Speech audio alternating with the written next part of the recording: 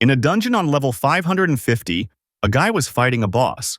It was a level 552 three-headed divine sea dragon. Master Ted had a slightly higher power level, namely level 559th.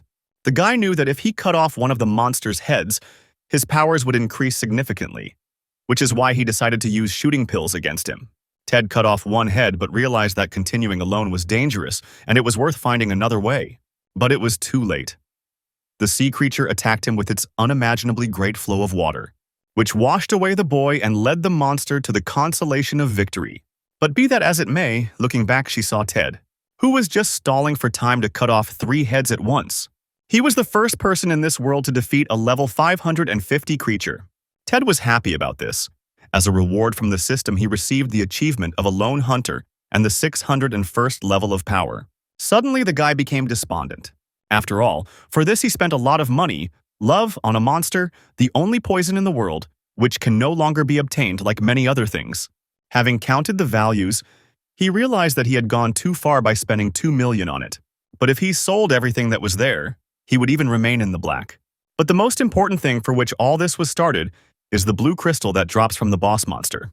It still seemed to him that everything could go wrong, because he was not unlucky in games and had not remembered such luck for a long time. 3 years after the game's release, the guy had a problem. All the developed lands were being destroyed, and his guildmates were getting into trouble before the siege. Ted thought it was complete crap, and didn't understand the lack of luck in games. The guy headed to the next dungeon, namely the Hellfire Mountains. The path was also not easy, but he was given a way to break through his impenetrable shell. Namely, the sea dragon essence was supposed to awaken the weakened demon. Ted began to drip the resulting artifact into the cavity. He himself began to use a lot of amplifiers. Inferno Orochi level 650 woke up and was very angry. The guy was glad that due to the molting status the monster was weakened, and despite the difference in levels he managed to inflict huge damage. But Ted saw that the speed and power of the attack remained the same, so he had to retreat immediately. Despite his successful retreat, he had a hard time. After all, the blow came very close and he could have died on the spot from a direct hit. The difference in levels was huge and the chances of winning were less than 30%. But he decided to continue the battle. But despite the long battle, he still managed to successfully complete a solo raid on Inferno Orochi for the first time on the server. Being in the capsule for 2 days had a very strong effect and I was about to go to bed. He posted all his battles online, but they never got many views, so he thought he would just admire them in the future. Ted couldn't even imagine that these 2 videos would change his life in just one night. After all, the number of views began to grow exponentially. The day began as usual, or not quite. Among people, the most powerful viral video was discussed and many did not even believe in its existence. But as soon as they saw what was happening on the recording, they were shocked. There was no limit to the surprise because it was almost impossible to win alone. The video was called One-on-One versus Inferno Orochi, and the boss was level 650. Someone thought it might be computer graphics, but he was immediately told that it was impossible because it took more than 40 hours. Nobody knew who this guy was, but they said he was in the top 100 rankers. Ted, seeing such a return, decided to start streaming and educating people about his hunting method. Today, he had a good target for learning. Namely, he decided to organize a hunt for the Ogre King, although today their behavior was not normal because they gathered in a group. The main problem was that mobs stuck to such creatures less, forming an army. For this reason, he needed to kill at least one king of the orgs. He used the enhanced attack skill and killed the monster with 1 blow, but now he needed to avoid the counterattack due to the skill's cooldown. And Ted decided to go down to tease the little ones, explaining that usually such large creatures are shot one by one, although when the kings were in a group it was even easier to fight them. To do this, it was necessary to get closer to the monster. When dodging one Ogre King, you had to lure the second one onto yourself. While the monster was collecting his thoughts, it was necessary to continue, and this means that we can immobilize the first one who tried to attack us. The main task was to try to dodge in such a way that it would hit a relative. After all, this way there will be an opportunity to reduce your expenses on this battle. Ted successfully dodged and set the ogres on each other, knowing that they had no brotherly feelings. And all that was left was to do a little bit of thinning out the small fry while the 2 monsters were killing each other. Now there was only one king left, and killing him was easy for the guy. Afterwards, he began to say goodbye to his subscribers, explaining that this was all. At this time, Miss Rudisa was watching him. asking her manager if he had offered the guy cooperation. The man explained that Ted had poor speech skills and that it would be inappropriate. The woman herself understood this, knowing that his comments were very meager. She still wanted to work with him because of his charisma and excellent skills. The guy was already finishing his live broadcast. He couldn't even imagine that everything would reach personal streams. After all, when he woke up and looked at his phone, his surprise knew no bounds. All activity had increased 300 times in one night. Ted hoped that now his failures would come to an end, but then something distracted him. His phone was ringing off the hook and he assumed it was his manager offering him a role in the show. Last time he said that he was not ready to act in something like this and refused. Still, having accepted the call, he watched the disappearing monsters and asked who it was. He heard from the receiver that they were calling him from CGTV, which made Ted's eyes pop out of his head. The thing was that they were interested in his profile with a video on the internet, and they invited him to visit the office and were even going to send their people. But the guy immediately stopped this and said that there was no point in sending people after him and was already starting to hang up, saying that he might call back himself. Ted immediately walked away and could not understand why one of the most powerful guilds was calling him. Realizing that they most likely wanted to hire him, he began to get angry. There were 7 guilds recognized by the game administration in the territory of the Fateful Chronicles. They were the richest, and CGTV and Alibaba dominated China. Ted understood that all this was not just like that, but he decided to go on a further journey through the game, namely to the market. The cores of Orochi and the Sea Dragon are his main goal in going to this place. The seller explained that if these cores were to be decomposed, it would no longer be possible to restore them. But what worried him most was the fact that guilds suddenly started contacting him after the video, and he was not interested in money. And all because Orochi was mentioned very specifically. Then the readiness was announced and Ted's anger immediately burst out. Both bosses were acquired by different companies and also marked. But was it legal? The guy suspected that some tricks were being used to mark the monsters. He tried to defeat these monsters and put them on the internet, so his anger grew stronger. Ted considered it another failure. It seemed to him that the time for such bad luck was about to end. Everything was bad. It seemed to him that they would definitely track him down in any case. He wanted to find a way to avoid the consequences in every possible way and scoured the messages. Here, urgently meant typing something in an open window. He decided to write a reply letter in which he thanked for the interest in the video and gameplay, and also reported Ted was so distracted by writing letters that he didn't even notice he was being followed. An arrow attack was already flying towards him. But the guy felt it and turned around despite the fact that she had almost reached her goal. He managed to dodge with minimal injuries, receiving only a scratch on his face. People in uniform were heading towards him and praising him for his detection skills. The crowd was interested in why he got entangled with their things. Ted was scared that everything happened too quickly, and what bothered him most was the full high-class uniform. But the chief suddenly changed his attitude and began asking if he knew what the guy had done, because the losses were huge. The guy tried to explain that it wasn't intentional, and if some bosses are marked, signs need to be put up. Here the activation of the skill Hell Ghoul Hands was heard, which was frightening. He was pinned to the floor and Ted didn't even know what to do. But as it turned out, it was not a question. He was being told about his guilt. Although what interested him most was the fact that the famous ranker was in front of him. They didn't care whether it was done on purpose. Then he pulled out an interactive panel in front of Lan Hua. Ted explained with a sneer that he had managed to find out something. In fact, he was printing an appeal to Rudasa TV, which was a streaming service. The guy claimed that the news of 2 guilds trying to unfairly obtain boss cores would ruin all the rankings. The mage was angry at his stubbornness. Ted also said that if they try to harm him, he will immediately send this letter. He was released calmly and went on his further journey, launching the broadcast. But he announced that the news this time is sad, because this will be the last stream for personal reasons. He had been inflicted with the Seal of the Monarch's Arrogance, and the Shadow of Death curse had also engulfed his body during that meeting. Although this was not the only thing that befell him that day, his body was covered with various dark marks. Ted was given a week to delete the character and the letters, and if this is not done, he will die endlessly like everyone else around him. But the guy was not going to give up and said that he would definitely expose the illegal activity. The threats from the magician continued because the lawlessness would be forgotten in a year, but the persecution could last forever. The pursuers left him, leaving the choice up to Ted. Despite everything, the guy was not going to give up. Although everything was in vain, the curses did not come off. He didn't want to lose such a memory. He and his family had been playing Fate Chronicles for 10 years, and didn't want to erase all the characters. He always looked at the character deletion tab and thought about further actions. As long as he followed the rules, his family was not in danger, but thoughts about the situation did not leave him. Then he got the idea to delete the account and create a new one, because the experience will allow him to level up quickly. A drop fell before pressing. Ted was in tears. He had worked so hard to level up and give it his all.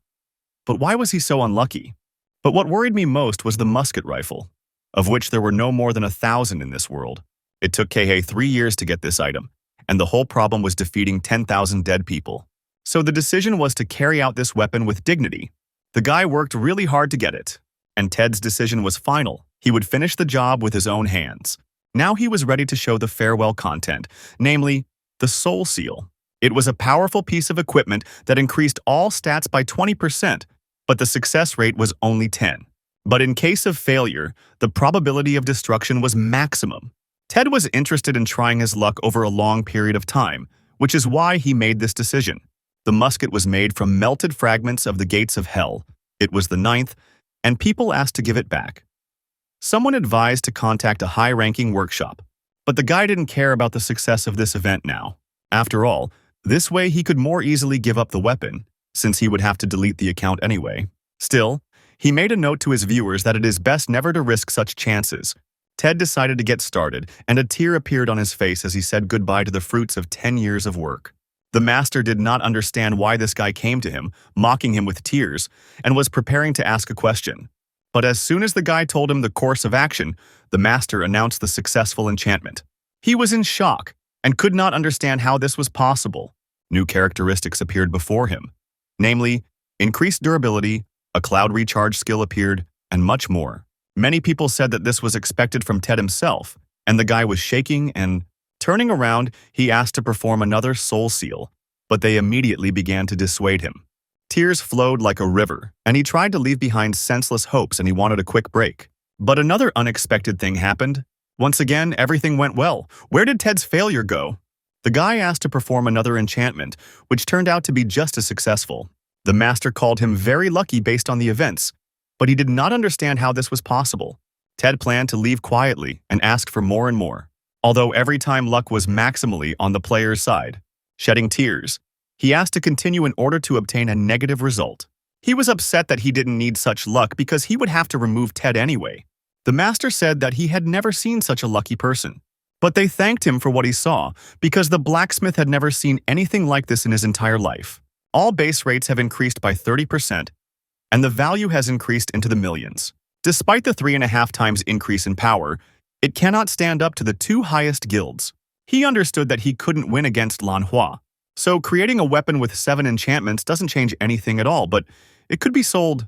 It wouldn't do any good because Ted would have to be erased, even though he spent 10 years pumping up.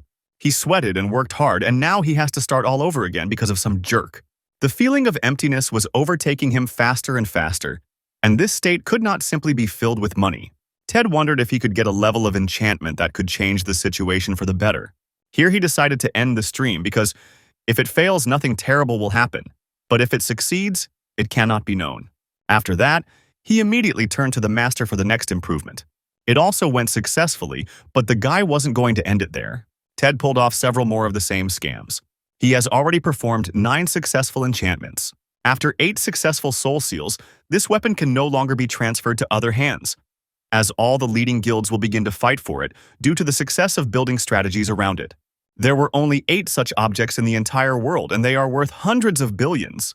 Ted understood that an item with 10 enchantments simply did not exist, but 4 attempts were known and they were unsuccessful.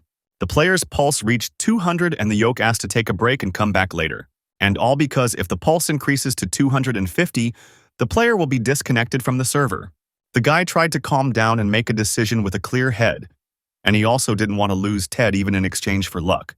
He needed a huge level of magic, so even 9 times would not be enough to resist. At the very least, the damage should be 32 times higher. When I took something out of my inventory, a message appeared saying it was prohibited to use. But the character was so dear to him that he decided to put everything he had into it. Ted drank the Berserker potion, and for 10 minutes his neural impulses were increased by 30% and damage by 20. The item had many negative effects, such as weakening the character's physical control by 80%, causing rage and physical and mental vulnerability. He decided that he had to deal with this, and it would take him about 19 charms. Ted yelled at the master, asking for another boost. But he felt bad about the work he had done, even though the guy shut him up and told him to work. Rage was overwhelming this player's head. But the blacksmith raised the client's spirit and began to continue. The master shouted a spell across the street and began to forge. And then something incredible happened, because it was another success. Ted couldn't believe it, and behind their backs the unimaginable began to happen. An unknown monster appeared who thanked for the long-awaited meeting with his seeker. The whole point was that after the 10th enchantment you became a legend, and you also had the opportunity to enter into a contract with a game entity. The demon immediately began to ask for a blood contract with the guy. But Ted was in no hurry, even though he knew that such an opportunity would come once in a lifetime. And the next moment, something unexpected began to happen. The guy started yelling at the demon, saying that he shouldn't be disturbed while he was doing the enchantment. While he was asking the master to repeat the machinations once again, the creature got angry at him, saying that the man was simply ignorant. Brookshawn yelled and tried to change the man's mind about what was coming. The enchantment was also successful the 11th time, and the demon changed, but did not even have time to finish his speech. After the 12th time, everything was still successful, but the creatures quickly evaporated after each attempt. Even the highest-ranked and level 800 demon disappeared into oblivion. Successful attempts at improvement did not end, and Ifrit already appeared, and Sagaya also appeared, but immediately disappeared. Ted continued to enchant his weapon in every possible way, as if in a daze. The strongest warrior appeared at level 16, the silver dragon at level 17, and the ruler of the seas at level 18, after which the guy decided that this would definitely be the last time he would be enchanted, and asked for another try. The blacksmith agreed to hold the last chance, and at that moment something happened that neither of these two expected. Another enchantment occurred, unsuccessfully breaking the weapon into small pieces, and Ted could not even comprehend it. The effect of the berserk potion wore off, and the realization of what had happened began to dawn. The guy couldn't even comprehend that the work they had done had been unsuccessful, but he had wanted this destruction from the very beginning? Although it was very painful for him, in the end he screamed and asked for his 18 plus the charms that were received earlier to be returned.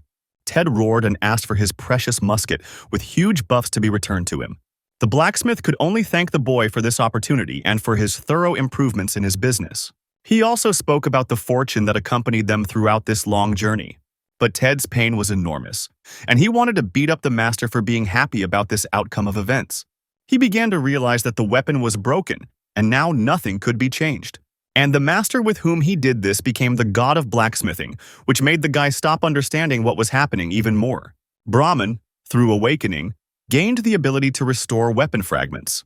He was also given an additional enchantment as a result of the repair.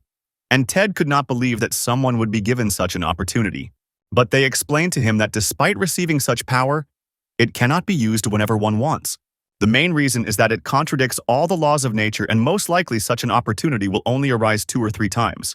But Brahman still decided to try to restore the boy's expensive musket. Everything went successfully, just like the 19th enchantment, after which the blacksmith thanked him for the opportunity to create such a musket. Ted couldn't believe what was happening and immediately opened the status window to check if he had imagined it.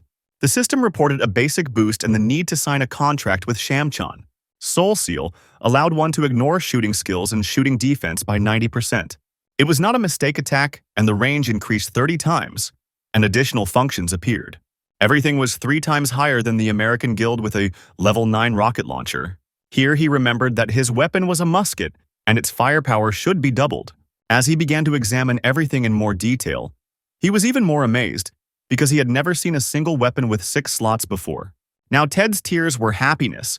He looked at facing both guilds alone because of such luck, and he also realized that he could possibly fulfill his dream and get the first rank. While I was thinking, something strange started to happen.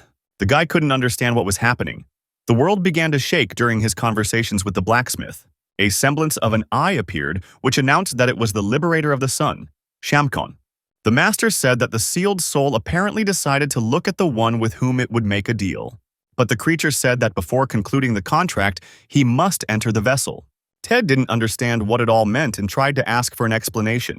As soon as it began to dawn on him that everything would be done by force, the guy immediately began to try to ask Brahman for help. But the blacksmith only said goodbye to him and wished him luck in all his endeavors. He began to curse the gaming world for such antics. The hole that had formed earlier began to quickly tighten around him. The place he found himself in was very dark and looked more like space. The system reported receiving a new quest, which was to gain approval from the Tomb of Paradise. Ted was thinking about what was happening, namely, whether he would be able to use a weapon of such power after completing the quest. Memories overtook him, even though everything seemed like free cheese in a mousetrap. The guy understood that there was no turning back and he had to risk everything. So he accepted the challenge. Ted's mouth remained tied and all he could do was wait. He appeared in the cloud space and assumed that this could be paradise. He was amazed by such a huge amount of space. Starting to look around, he realized that everything around him was not so rosy. After all, these were the corpses of a huge number of monsters. A copy of him appeared in front of Ted, telling him that this place was the Tomb of Paradise, and that it was in this place that the six-pointed star was received. The guy couldn't understand how the copy had exactly the same equipment and appearance. Anyone who fought for a star of such magnitude must rise from the lowest depths to the highest peaks. Such power is not for the weak. Ted, despite his misunderstanding, knew that he simply needed to win, and to do that, he needed to fight. It seemed to him that everything was not so scary, but the enemy was already preparing to attack, which stunned the guy. The creature moved so fast that Ted didn't even have time to react to everything that was happening. But at that moment, the copy stopped. He was genuinely curious if a human could challenge.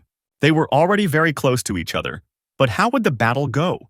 Ted, seeing Shamchan's movements, immediately realized that this was the use of one of his own movement skills, namely, 1,000 steps. It was a passive skill that increased the range of the first step taken at the start of a battle.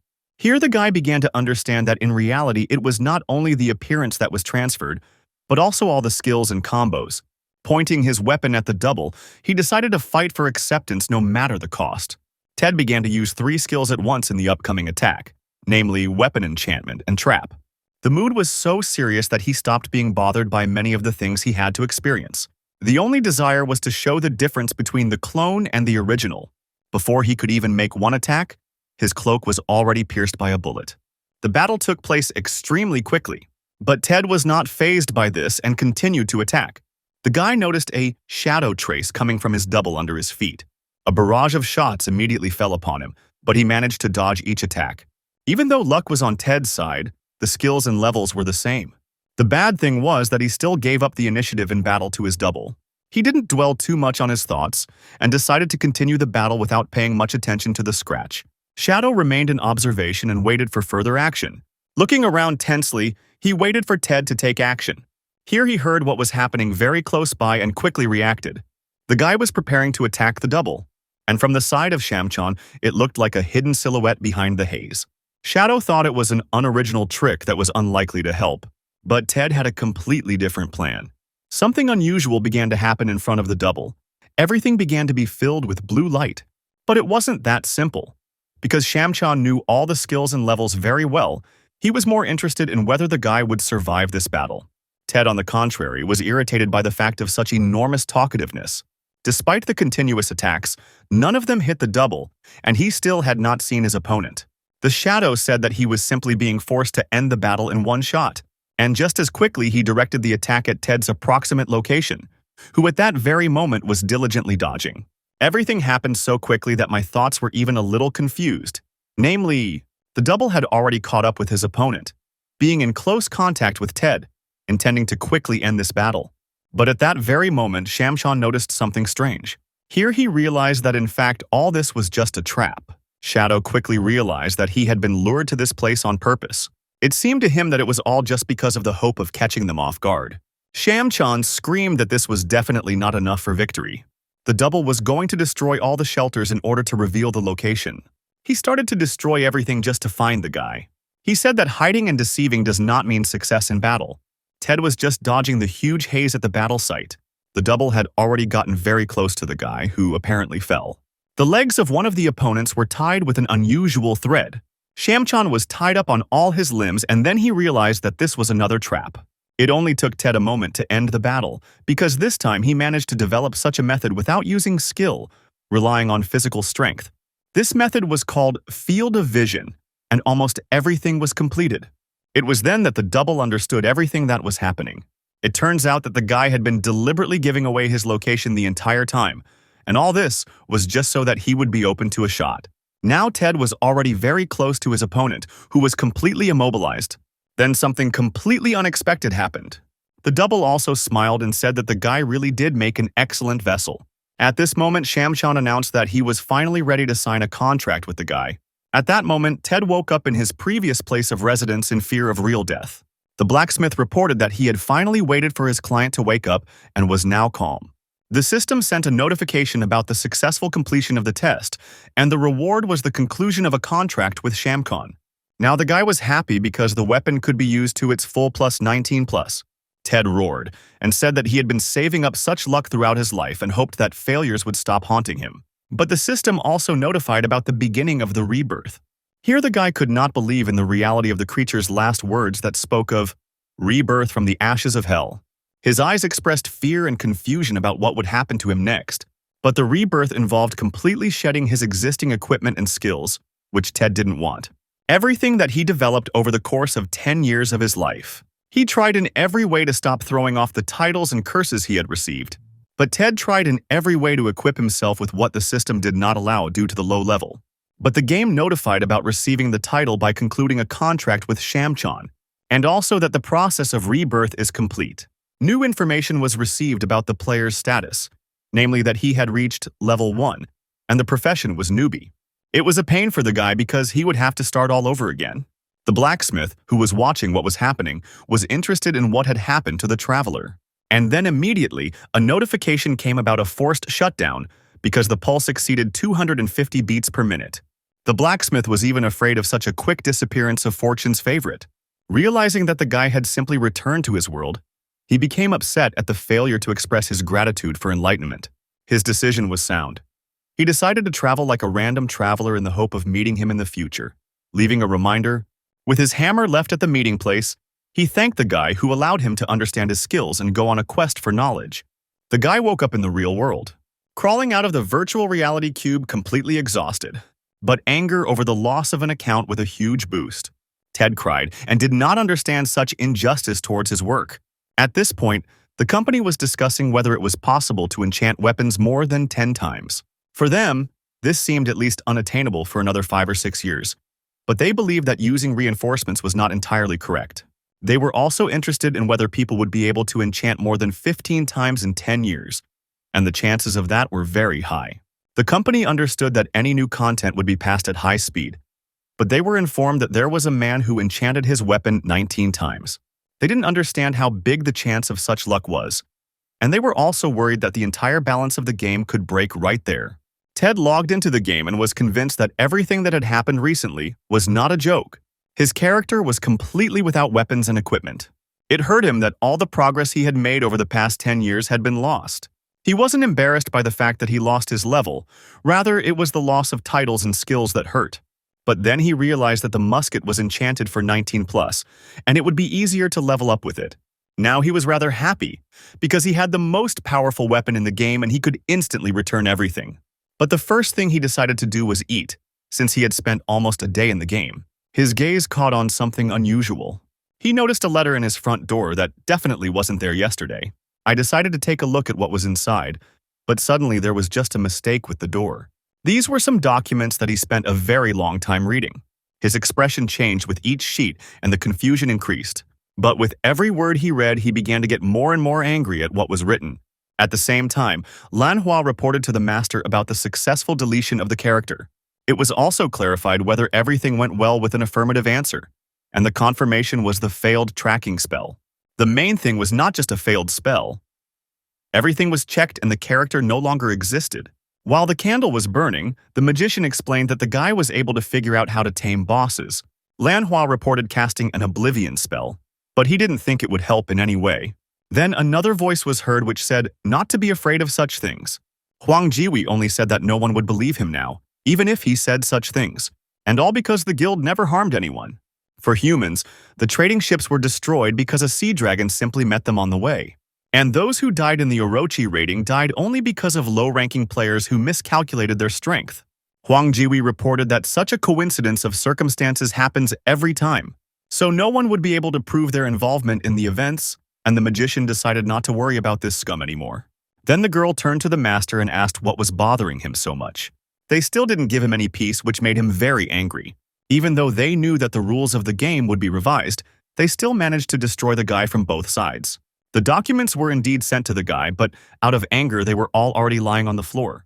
The whole thing was that he received a notification about freezing his account due to an upcoming trial. This decision was made due to copyright infringement. Although the guilds tamed the bosses, he did not understand why these trials began.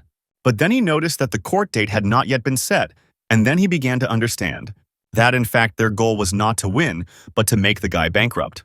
He was already starting to think about actually handing over all the documents to the public domain and exposing everyone. But he knew that the guilds would be able to pull the strings and decide everything from behind the scenes. Here, Ted began to realize that no one knew about the enchantment of weapons, and because of the rebirth, all the curses had fallen. His decision was final. Since they were going to war against him, he would make it a war. The guy understood that now everything was only in his hands, and he would decide all of this in the game. The first thing he did when he entered the game was decide that he shouldn't show himself so openly. For these reasons, he decided to use a bear disguise, and his nickname was not so rare. But his tears still haunted him, and he had to sell a lot just for his own survival. Here his attention was drawn to a familiar object. It was Brahman's hammer, but why did it remain in that place? Ted was given a letter of thanks and a message about the master heading off to gain experience and knowledge, and asked to drop in when he had time to see that gray. While he was thinking that it would really be worthwhile to look into the blacksmith after leveling up, his attention was drawn to movement in the bushes. He was even a little scared, but it turned out to be an ordinary rabbit, namely the first level horned rabbit. Ted thought that a level 19 enchantment should reveal itself immediately. The attack hit the target right on target, and the guy was already overjoyed, thinking that the weapon had no effect. But at that very moment, the rabbit, almost crying, turned to Ted, and then everything became more and more incomprehensible. The guy couldn't believe that he couldn't kill even a level 1 monster in one shot. For some reason, he can't do anything with such a cool weapon and started looking for the problem. The gain should increase as Shamchan's level increases, and all skill spheres could be evolved up to 4 times. Here he realized that it would be enough to just increase his level, and he considered the description of skills to be cheating. The sphere was an item that allowed the use of skills that could not be acquired within the class, which meant that the guy had the opportunity to pump up any skill to the maximum. Ted liked that with such power, he had the opportunity not only to wipe the guild into the dirt, but also to soar to the top of the rankings. While the rabbit ran away in fear and with a small injury, the guy only burst into hysterical laughter with happiness. But he immediately began to understand that he needed to get a profession, and before that, he should level up a bit more. Ted headed to Deep Eagle Forest, where the recommended level was 10 and above. Even though he expected calm battles with monsters, everything was not so easy. There were many battles in these places, and there were many players who fought with some terrible monster. They were arguing about how to defeat it. The mage ran and said that his mana was exhausted, and now he was distracted by the team's defense. But then they were both shocked by what happened right in front of their faces. Namely, one character from their team died and was already evaporating from this world. The tanking knight was exhausted from fear when he realized what was happening. But as soon as he turned around, he also noticed that his magician was missing. Now he knew for sure that he had to get out of this place as quickly as possible. But an attack fell on him from behind, to which he did not have time to react and was knocked down. Or to be more precise, it was precisely the missing magician who also disappeared. Having decided to look at what was happening, he saw a bird flying by that was causing everyone problems. This eagle confidently flew towards the tank with clearly bad intentions. The Eagle Forest was so named because of the huge number of birds of this class, which were the main ones in it. At the same time, someone was shooting at the birds from a long distance. Namely, it was Ted who was diligently returning to his level. All this time he was in a tree camouflage which allowed him to remain unnoticed. His current guy level has already increased to 7th. Despite such a low level, the damage per shot already exceeded 300 units, which he considered cheating. Here he noticed someone's shrill screams and decided to look back. Behind him stood a huge haze coming from the depths of the forest. Ted decided to go and check what was going on there. Before he went to that place, he remembered that a white-necked eagle lived in that place, which just at that moment was flying over the guy's head. The thing was that this creature attacked everyone indiscriminately. Even if it was full, it did not leave its victim. Despite the fact that the eagle did not have good health, he attacked from above with high mobility. He also understood that aggression and speed were on his side and did not give the newcomers any peace. Ted remembered how much trouble this eagle had caused him in the past, and how he had then taken it out on the pigeons of the real world. Now the guy decided to start a raid on this creature. He prepared for the attack, considering it retribution for the past. Orlan, in turn, did not suspect anything yet and continued to attack the newcomers. Preparing for his next attack, he quickly began to close the distance. But then a shot was heard from the side, who was able to hit the eagle in the wing, which made it squeal. Not understanding who could carry out such an attack, the creature began to look around and search for an enemy. But his wing was not a little damaged, which caused him pain, and also his entire speed was reduced. However, the eagle was not going to give up so easily and was preparing to launch a counterattack, although the place from which the shot was fired was already empty. While the bird was looking for its enemy, another shot hit it from a different location. The second wing also suffered in the battle. The predator was already flying up to the log, which most often plays the role of a weapon in the eagle's paws. Grabbing the log that was closest, he decided to continue, searching for the one who dares to inflict such huge injuries on him. But at the moment of flight, another shot hit it, landing in the paw, and the log fell out. One of the eagle's fingers was knocked off by a precise attack. But it didn't end there. Almost immediately, a shot was fired at the wing. And right after that, a third shot was heard, unaimed, in the tail. Orlan was amazed by what was happening. The shrill squeals of birds could be heard throughout the forest. The creature was already missing all its fingers. Its wings were riddled with holes from the shots. The guy began to move towards his victim, but was in no hurry.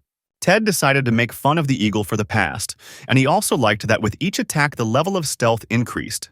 The bird trembled in fear at the sight of the weapon and its opponent. The battle was over and the bird definitely stopped suffering from its injuries. The guy sat and wondered whether the 22 wings he got from the eagle would recoup the cost of the cartridges. Now he could definitely rest peacefully since the quota for today had been met. He decided to go on a journey to get his class and went to the place of his past. It was a musketeer academy called Shibboleth. A long time ago, he was offered to be a student of the head of this academy, but at that time he refused. As soon as he knocked, the doors opened for him with a not very favorable look. Ted immediately began to say that he would like to receive the musketeer class, but Raiden, who was considered the strongest specialist, appeared in front of him. The guy understood that his level was higher than 500 and decided that it was worth telling about himself.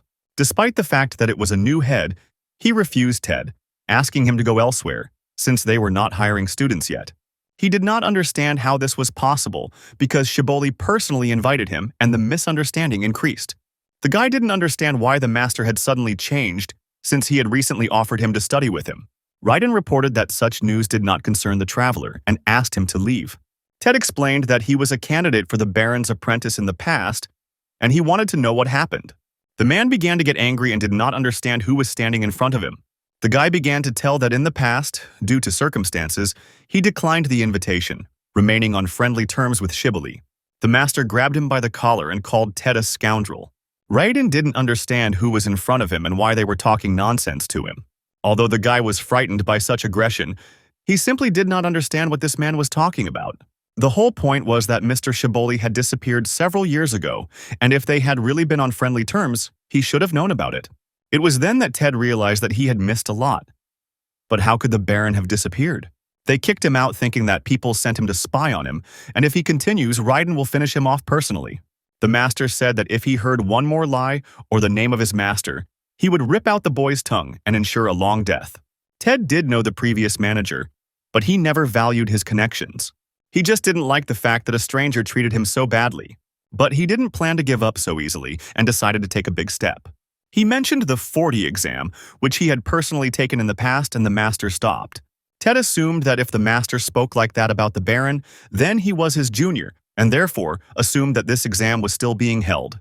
At that moment, Raiden really understood that the guy had already been trained in this place and was coming again and considered it illogical. The guy simply asked to give him the opportunity to test himself during the exam.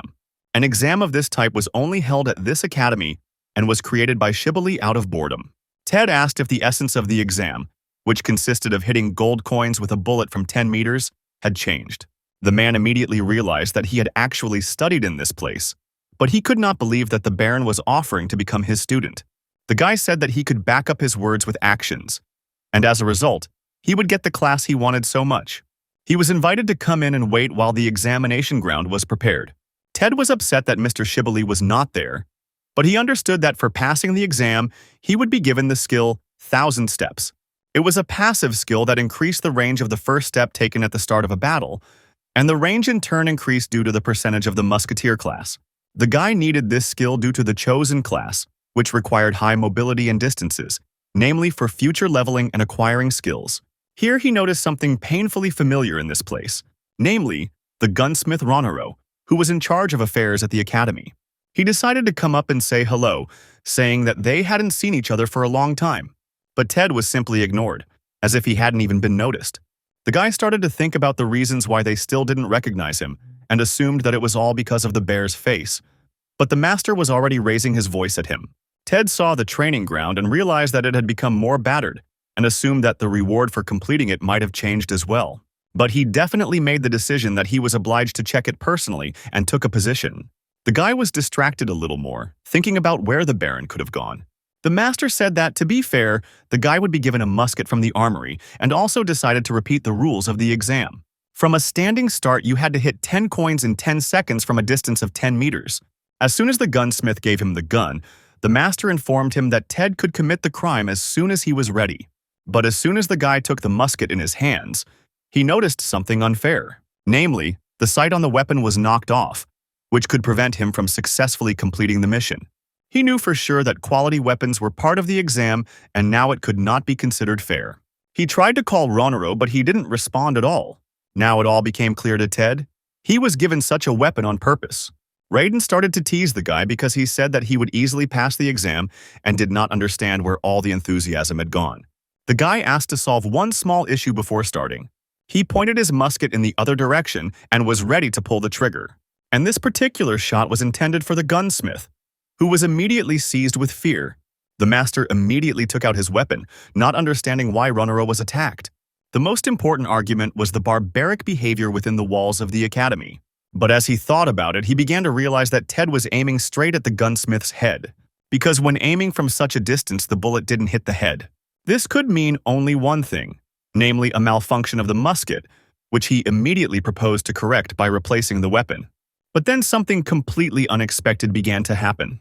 The guy had already analyzed everything in his head and calculated that the error on the left was 15 and on the top 27.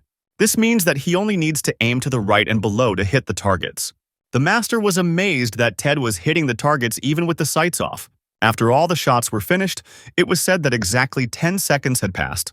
The guy asked if they liked the work they had done and if it was worthy of the highest score. Raiden responded with surprise. And it wasn't just about good shooting. The whole point was that the reload time of the explosive engraving inside the musket was 1 second. This means that even one misfire of 1/10 of a second will delay the shooting time. The master realized that Ted knew about this and calculated everything so that each bullet hit the second. It seemed to Raiden that this guy definitely couldn't be a newbie without a class, but he still praised him for passing successfully, saying that he had never seen such a person. He understood why the gentleman was interested in this person and said that he would immediately prepare everything for the change of class. Ted was pleased and thanked him for his words, saying that he expected quick work, but in reality the guy wasn't that calm, and all because the last coin was constantly fluttering in the wind and he barely touched it. He knew he would have been consumed with shame if he had failed the exam and blamed it all on the wind. But he really didn't need to do everything with such pathos. But now he decided to complete another task and captured Ronoro. Ted asked why the gunsmith pretended not to remember him. He remembered that this was exactly the same sight that he was given last time during the exam. It was then that Ronor gave in, saying that he hated the guy because his master had disappeared because of him. The Baron really wanted to get Ted as his student since their academy was on the verge of closing, but he brazenly refused this request.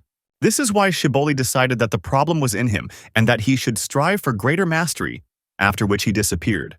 Ted wondered if this was really a reason to give him a broken musket, but the gunsmith simply replied that he couldn't sit idly by even though he knew it wouldn't prevent him from passing the exam. He believed that the guy in the past was the master's only hope, but he treated him heartlessly. But then Ted finally realized that all this was done only because the Baron had done a lot for the gunsmith in the past. I also understood that he was always more interested in the rating and not in receiving additional training. He tried to apologize to Ronar, but he said that it was not necessary and asked if the guy would leave them just like last time, immediately after receiving the class. And all because he wanted to convey something to Ted, which he did. The guy couldn't understand what it was, but then Ronar began to explain that the master had asked him to give this to him if he returned, although in the old man's opinion he did not deserve it at all. Ted understood that the gunsmith, despite his anger towards him, still wanted to fulfill the will of the master, and after all, emotions and feelings are also embedded in game characters. Ronner spoke about the fact that the guy might meet a gentleman on his journey and asked to convey that everyone was eagerly awaiting his return to the academy. He still asked the old man for forgiveness once again, but he said that he had screwed up himself and asked him to take his leave. Left alone with himself, he still wanted to know what kind of gift it would be. And all because the Baron was a very mischievous person, and it was very strange to see a gift from him. Ted began to open the gift he had received. His eyes immediately sparkled with surprise, but what was there? Despite this, for everyone, his facial expression did not change due to the suit he arrived in. He continued to watch for a long time and simply did not see the light in his eyes. It was a D-rank single skill realm. Ted considered this a great stroke of luck and was clearly happy to receive such a gift. The whole point was that the spheres contained skills that were not found in the standard skill tree. But the guy also understood that even weak skills could be developed very quickly with his title. It also turned out that a single skill in combination with the 6-pointed star could be developed in a way that had never happened before. Ted thanked the Baron and happily hurried to activate the skill. This sphere allowed the summoning of 3 goblins for 30 minutes, initially at level 30, but it could be increased through hunting. At first, the guy couldn't understand what this unnecessary thing was. But in reality, what bothered him most was the fact that these were the weakest mobs in the game. He was looking for something else, but he didn't think that there really was only one sphere there. Ted did find one more thing in the box, namely a letter that said, Shibboleth didn't really intend to leave him anything worthwhile, but he did it because he thought it was good revenge for the guy simply leaving the academy. And the Baron also said that if Ted has any complaints, they will wait for him in the city of Ash Sky. Here the guy experienced all the anger of the world for such revenge, although it was wrong on his part to leave. But he definitely decided that as soon as he met Shibboleth, he would kick his ass. The next destination was the plains of Sauron, where the recommended level was 20 and above. At the same time, a battle between monsters and the team was taking place on the field. The tank was yelling at his mage, asking why he wasn't attacking, and the girl at that moment was asking him not to distract her, and was generally saying that she had already healed the guy many times. Then a bullet flew at the monster, which was definitely meant for him. They were shocked by such a sniper shot, and the girl didn't like that something stole their experience. While the team below looked around and tried to figure out who it was, a musket was sticking out of the trees.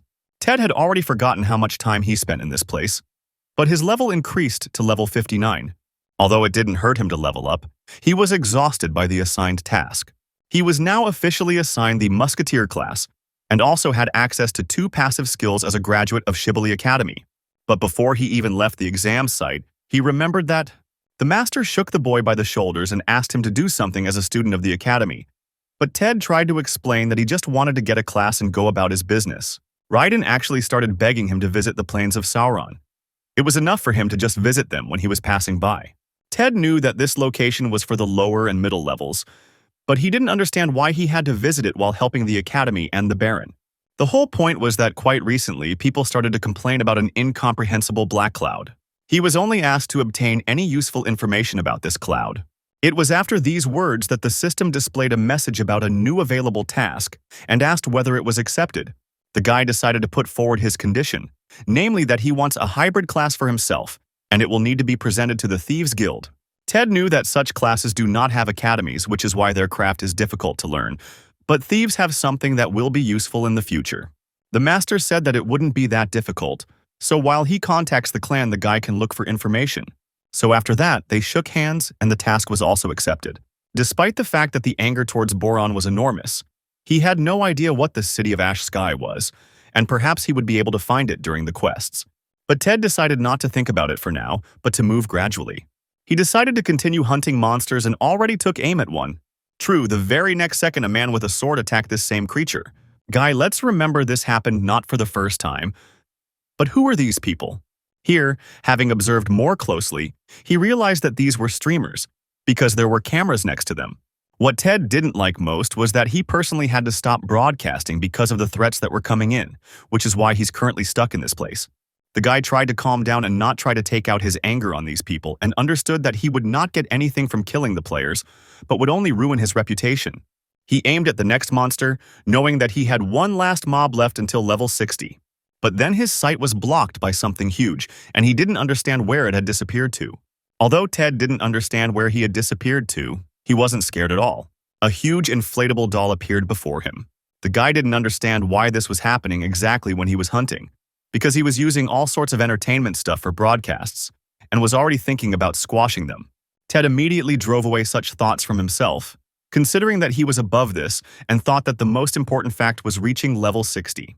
But these dolls became more and more numerous, but they did not stop appearing. It was then that he realized that he had spoken too loudly before. His anger began to cross all boundaries, and he already considered these dolls to be dummies. At this time, the team of stream hosts thanked their viewers for donations. He pointed a monster at the camera and said that he would arrange a bloodbath for this. But then the camera began to lose connection, and it was not noticeable what happened to the doll itself. The other two began to discuss why their friend had burst, suspecting that he had simply been pierced by a monster and had died. Although at the same second, two other dolls burst as well. At this moment, the dolls began to understand that something strange was happening, and one of them noticed a sniper. But they started to panic because they had been on the plane all this time, and one of them suggested getting out of the inflatable dolls. The level increased to 65, but for killing players, the crime index increased to 700 units. Ted was just happy to get rid of the annoying insects. The tracking company knew the level was above 150, and the penalty for dying in the game was a 1-week ban. But the office was stunned. The guy kept track of all the data and thought the crime rate would be higher, but was happy to see it was lower. Now he had access to the additional status, Vigilance, which enhanced vision, and the system asked whether the player wanted to use it. This was indeed a very useful status for Ted, and especially for his class. He was already overwhelmed with emotions from the new ability, and he wanted to continue as soon as possible.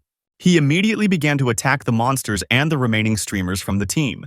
Ted himself did not expect that such a status would allow him to increase the damage from an attack so much. And then he realized that he didn't care at all about anything while the experience points were dripping. But then something appeared in front of him that he did not expect. At that moment, someone could not understand how the entire group from the first sector was destroyed. The person reporting this incident apologized to the head of the department, and he asked how they couldn't recognize the killer and why they couldn't see him.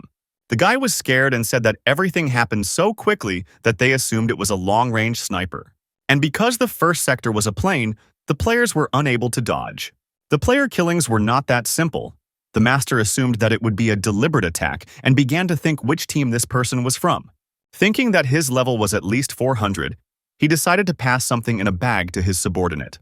He immediately understood what it was and was amazed. The master explained that whoever this person was, he was a threat to their plans, so they definitely needed to use him. Most of the Japanese players settled in the Kingdom of Karen, and the plains of Sauron were the largest hunting grounds for newcomers. Ted was just heading to Sauron's county. He initially didn't want to run back and forth, so he decided to come here after completing Raiden's mission. And all because he could get something else and he was interested in what it was. Now he had access to the new skill Mosquito Bullet. But since the crime index was high, 10% of the health bonus was taken away. Ted was amazed that he was also given the title Sharp Sniper, but he had never seen anything like that before, although the Mosquito Bullet skill still became available to him. But then he realized that the developers could have easily introduced it for people like the guy who killed 10,000 mobs in 10 days. The essence of the skill was that the health of the target affected by the mosquito was transferred to the player, and due to the level of mastery, synchronization increased. The Mosquito Bullet's damage was 10% of the player's damage, and the absorption rate was 50% of the damage, and the guy was amazed by these ratios. Here he began to remember that he now had about 8,000 damage, which means that with 5% health, in one hit he can heal about 400 points. He mocked maliciously that this made up half of his health at the moment. Now Ted realized that he didn't have to worry about such things at all. 2 spears appeared in front of his face, and the system reported that the guards did not trust the guy because of his high crime rate. It was then that he realized that he couldn't just get into the place and decided to try to leave the place very quietly. Ted decided not to stick his neck out that much for now, at least while the index was that high. He heard someone being called to stop and began to look around. The guy noticed that some guys detained someone and explained that if he made even one mistake, he would lose all the items. They held something in front of the frightened boy's face and laughed at him. It was a magical book of the outcast that allowed to forcibly reveal part of the player's information. Processing began. There was a standard set of information, namely name, level, profession, and crime index. The man was upset by the weakness and told him to get lost before he was killed, which is what the boy did. His partner immediately said that it would be useless, but the second one didn't like it either. And the reason for this was the moment when someone couldn't see their killers. Here they noticed someone standing very close, namely the guy standing at the gate, but his subordinate said that it was useless because they inspect every second person. Ted heard that they had some scrolls that revealed information about the player, and now he thought that these guys were from the leading guilds. They were still discussing the moment of the appearance of such a person, but they only knew that he would appear today. The guy decided that he should quickly get out of here, but he knew for sure that if these were people from big guilds, there would be a huge group here. But then he crashed into someone, or rather he was knocked down, trying to apologize for not looking at the route and being distracted by the map. As he started asking if Ted was okay, he noticed something, and he grabbed the guy by the shoulder, and he in turn became very scared. The man noticed his weapon and became very interested. Ted was so scared and thought that he had believed in his disguise in vain.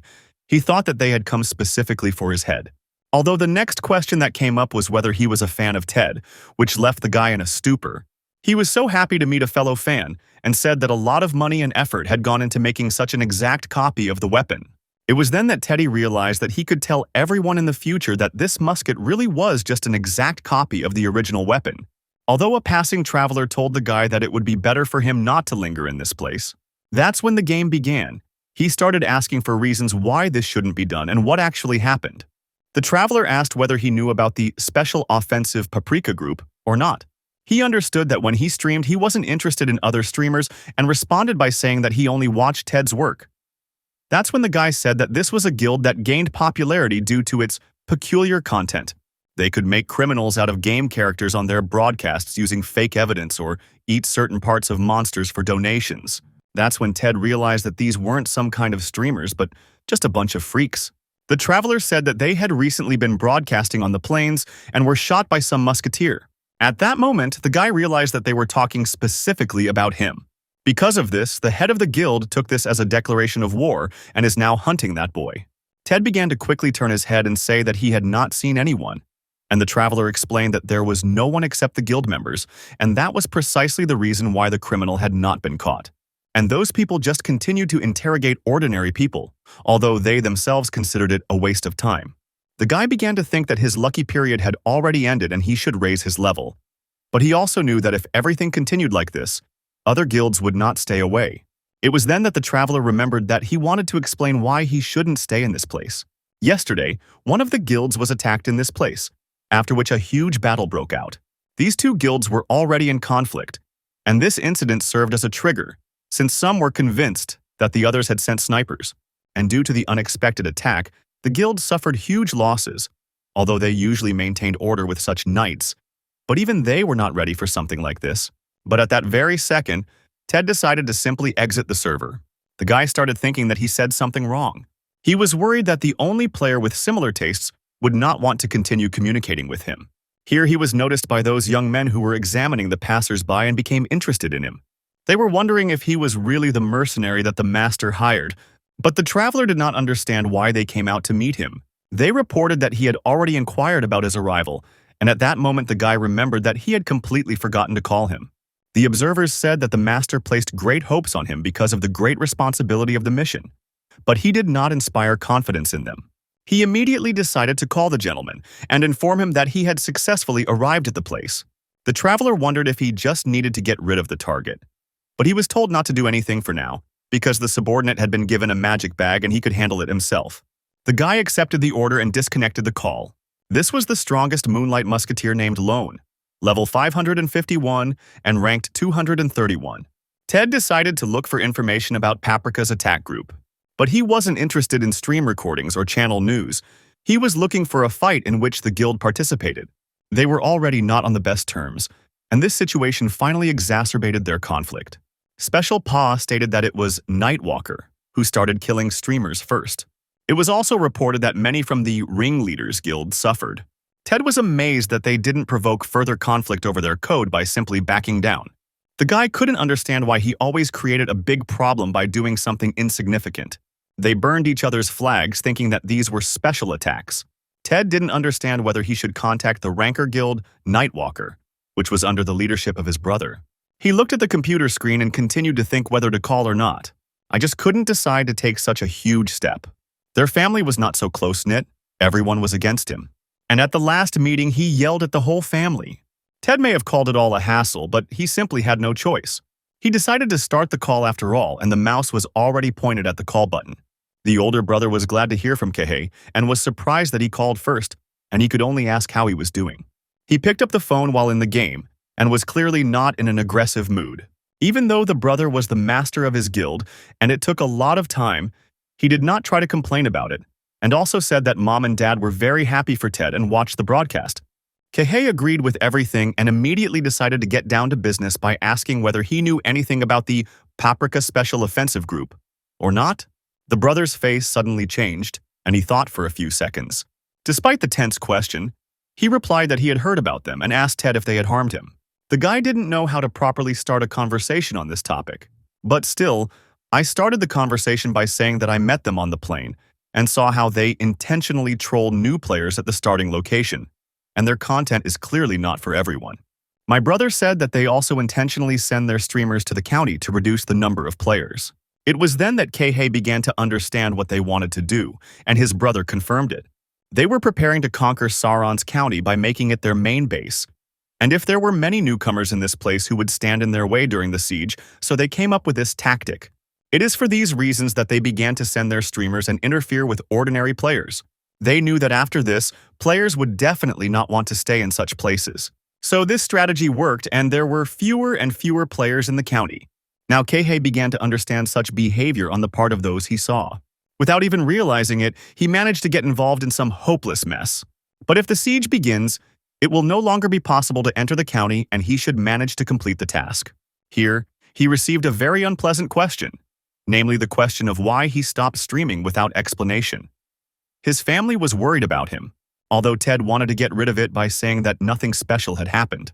The brother started a conversation about how they hadn't gotten together as a family for a long time. But Kehei immediately interrupted him, so they simply answered that they were ready to wait for his return as long as it took. Despite the fact that this kind of conversation irritated him, he did not become too aggressive towards it. I just wished him good luck in life and thanked him for the information, after which he immediately ended the outgoing call. He didn't understand why he was doing this and considered himself a complete loser. His door was wide open and full of loneliness. But the guy really thought he was too useless and unlucky. Ted really didn't understand why things weren't going so smoothly in his life. He thought that all the shitty things were happening only to him. The guy really thought he was trying his best. But everything wasn't going according to plan. Even if the plan was very successful, at some point, everything started to go against the plan. Although almost immediately he realized that it really wasn't his fault. He was just always at the epicenter of events and suffered. This was his greatest dislike of what was happening. During this time, he witnessed the illegal taming of bosses. Afterwards, he ran into trolls who literally interfered with everyone and everything. So for him, it was a pure provocation. In one moment, he lost everything he had strived for so long, and now he is getting involved in more problems. From that moment on, he decided that this definitely shouldn't concern him anymore. At that moment, he immediately decided to continue his game. So he immediately decided to dive into the virtual reality machine. Ted knew exactly that he just needed to level up to that point. By the time the guild started taking action, until either of them has time to take the next step, it has already started to appear on the virtual world map. Ted knew for sure that the retribution against them would be at his hands, period. The guy also went to the plains of Sauron, but only to the second zone. Teams that tried to raise their rank sometimes did not expect their own success. Although the opponents in this zone were stronger than in the first zone, many teams understood that in this case they should be dealt with individually. As soon as the guy made the decision to go on his further journey, his words began to blur. And all this happened because he was surrounded by something like gas, and he began to turn into a skeleton. The girl who was on his team started screaming in fear at what was happening. She didn't think that there were monsters on the plane that could literally suck health out of players. The girl was so scared that she didn't know what to do in this situation. And at that moment, Ted received a notification that the Mosquito bullet had successfully restored his health. The guy couldn't believe that something so useful existed, namely healing due to damage and even at a distance. This is especially useful in the starting area. But there was one but. It did not aim at the player. He received a notification about the player's murder, and his crime index also increased. He knew that if the index continued to rise, he would definitely not be able to get into the county. The only problem was that he could not control this mosquito. And all this happened because the level of proficiency and synchronization was 0.1%. Now Ted realized that he shouldn't use it in a location with a bunch of players and start leveling up.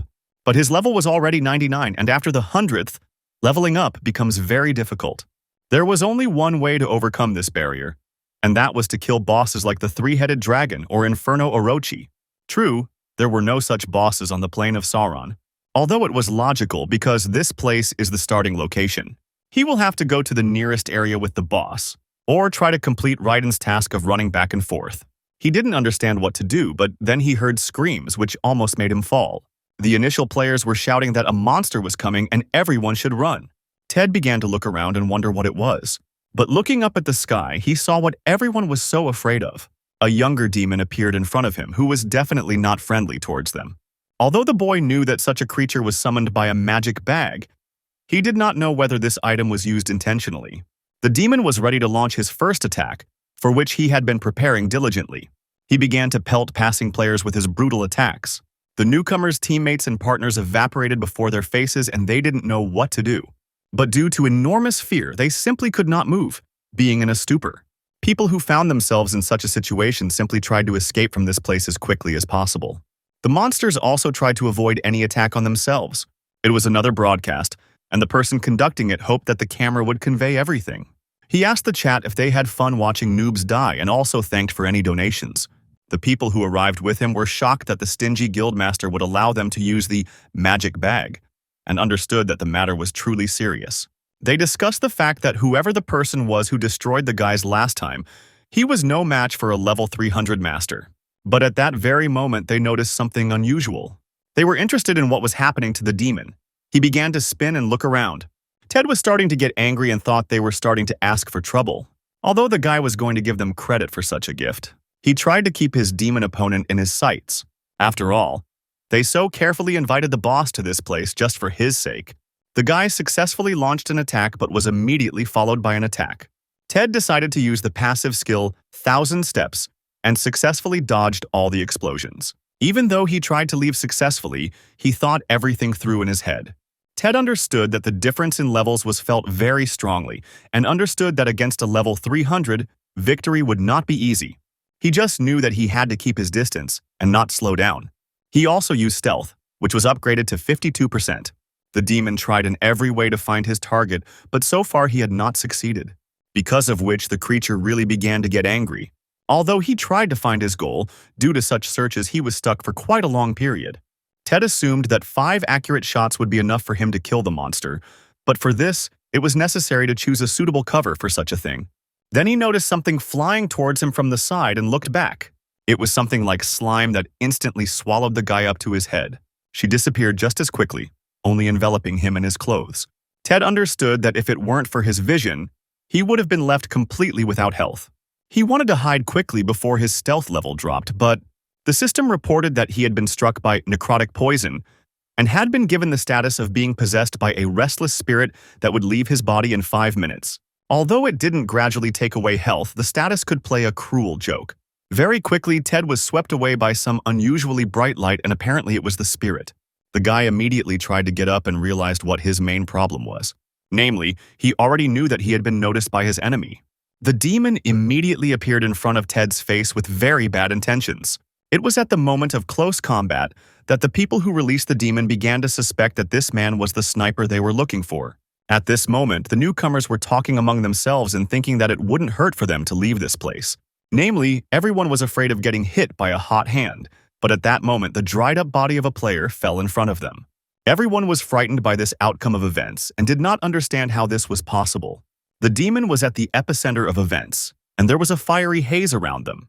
But at that moment he was hit in the eye with a rather large attack from close range. Ted understood that if there were no healthy people nearby, he would have died from what was happening.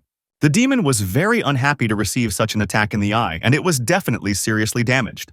The guy liked that he had the ability to heal, and he knew exactly what a demon couldn't know. He began to like this outcome of events, calling his opponent a gorilla. He was ready to continue the fight. The monster's anger grew exponentially, and he decided to take a more aggressive approach and began to attack very quickly. Ted actually thought that the demon didn't have much health left, and he would need to aim straight at the head, but first somehow distracted. Then something very distracting appeared in front of the guy, namely the camera that was flying very close to him. It was at this moment that the epiphany occurred. He really understood how he could really distract himself, and this would help him. The broadcast host couldn't understand how such a young man remained so tenacious, but he definitely couldn't be screwed this time. He started asking his men how a non-rookie could end up in this place and whether he would die if they waited a little longer. The men told him that he was right and the guy couldn't handle it alone. Then one of the guys stood up and started to go somewhere, and the presenter couldn't understand where he was going. But he said not to panic, but just to see why he got up. In fact, he told everyone that after the death of the newbies, a huge amount of loot remained. Although the rest of the team was scared by this idea, they saw that he was right. He couldn't understand why they would hide and watch, namely, how people simply take away free loot. Although the presenter said that they could use such help, the situation they are in, the use of a skill, namely 1,000 steps, could be heard above their heads. Everyone was so scared that the only thing they managed to notice was a jump straight into the grass. That's when strange things started to happen. No one could see the person who jumped.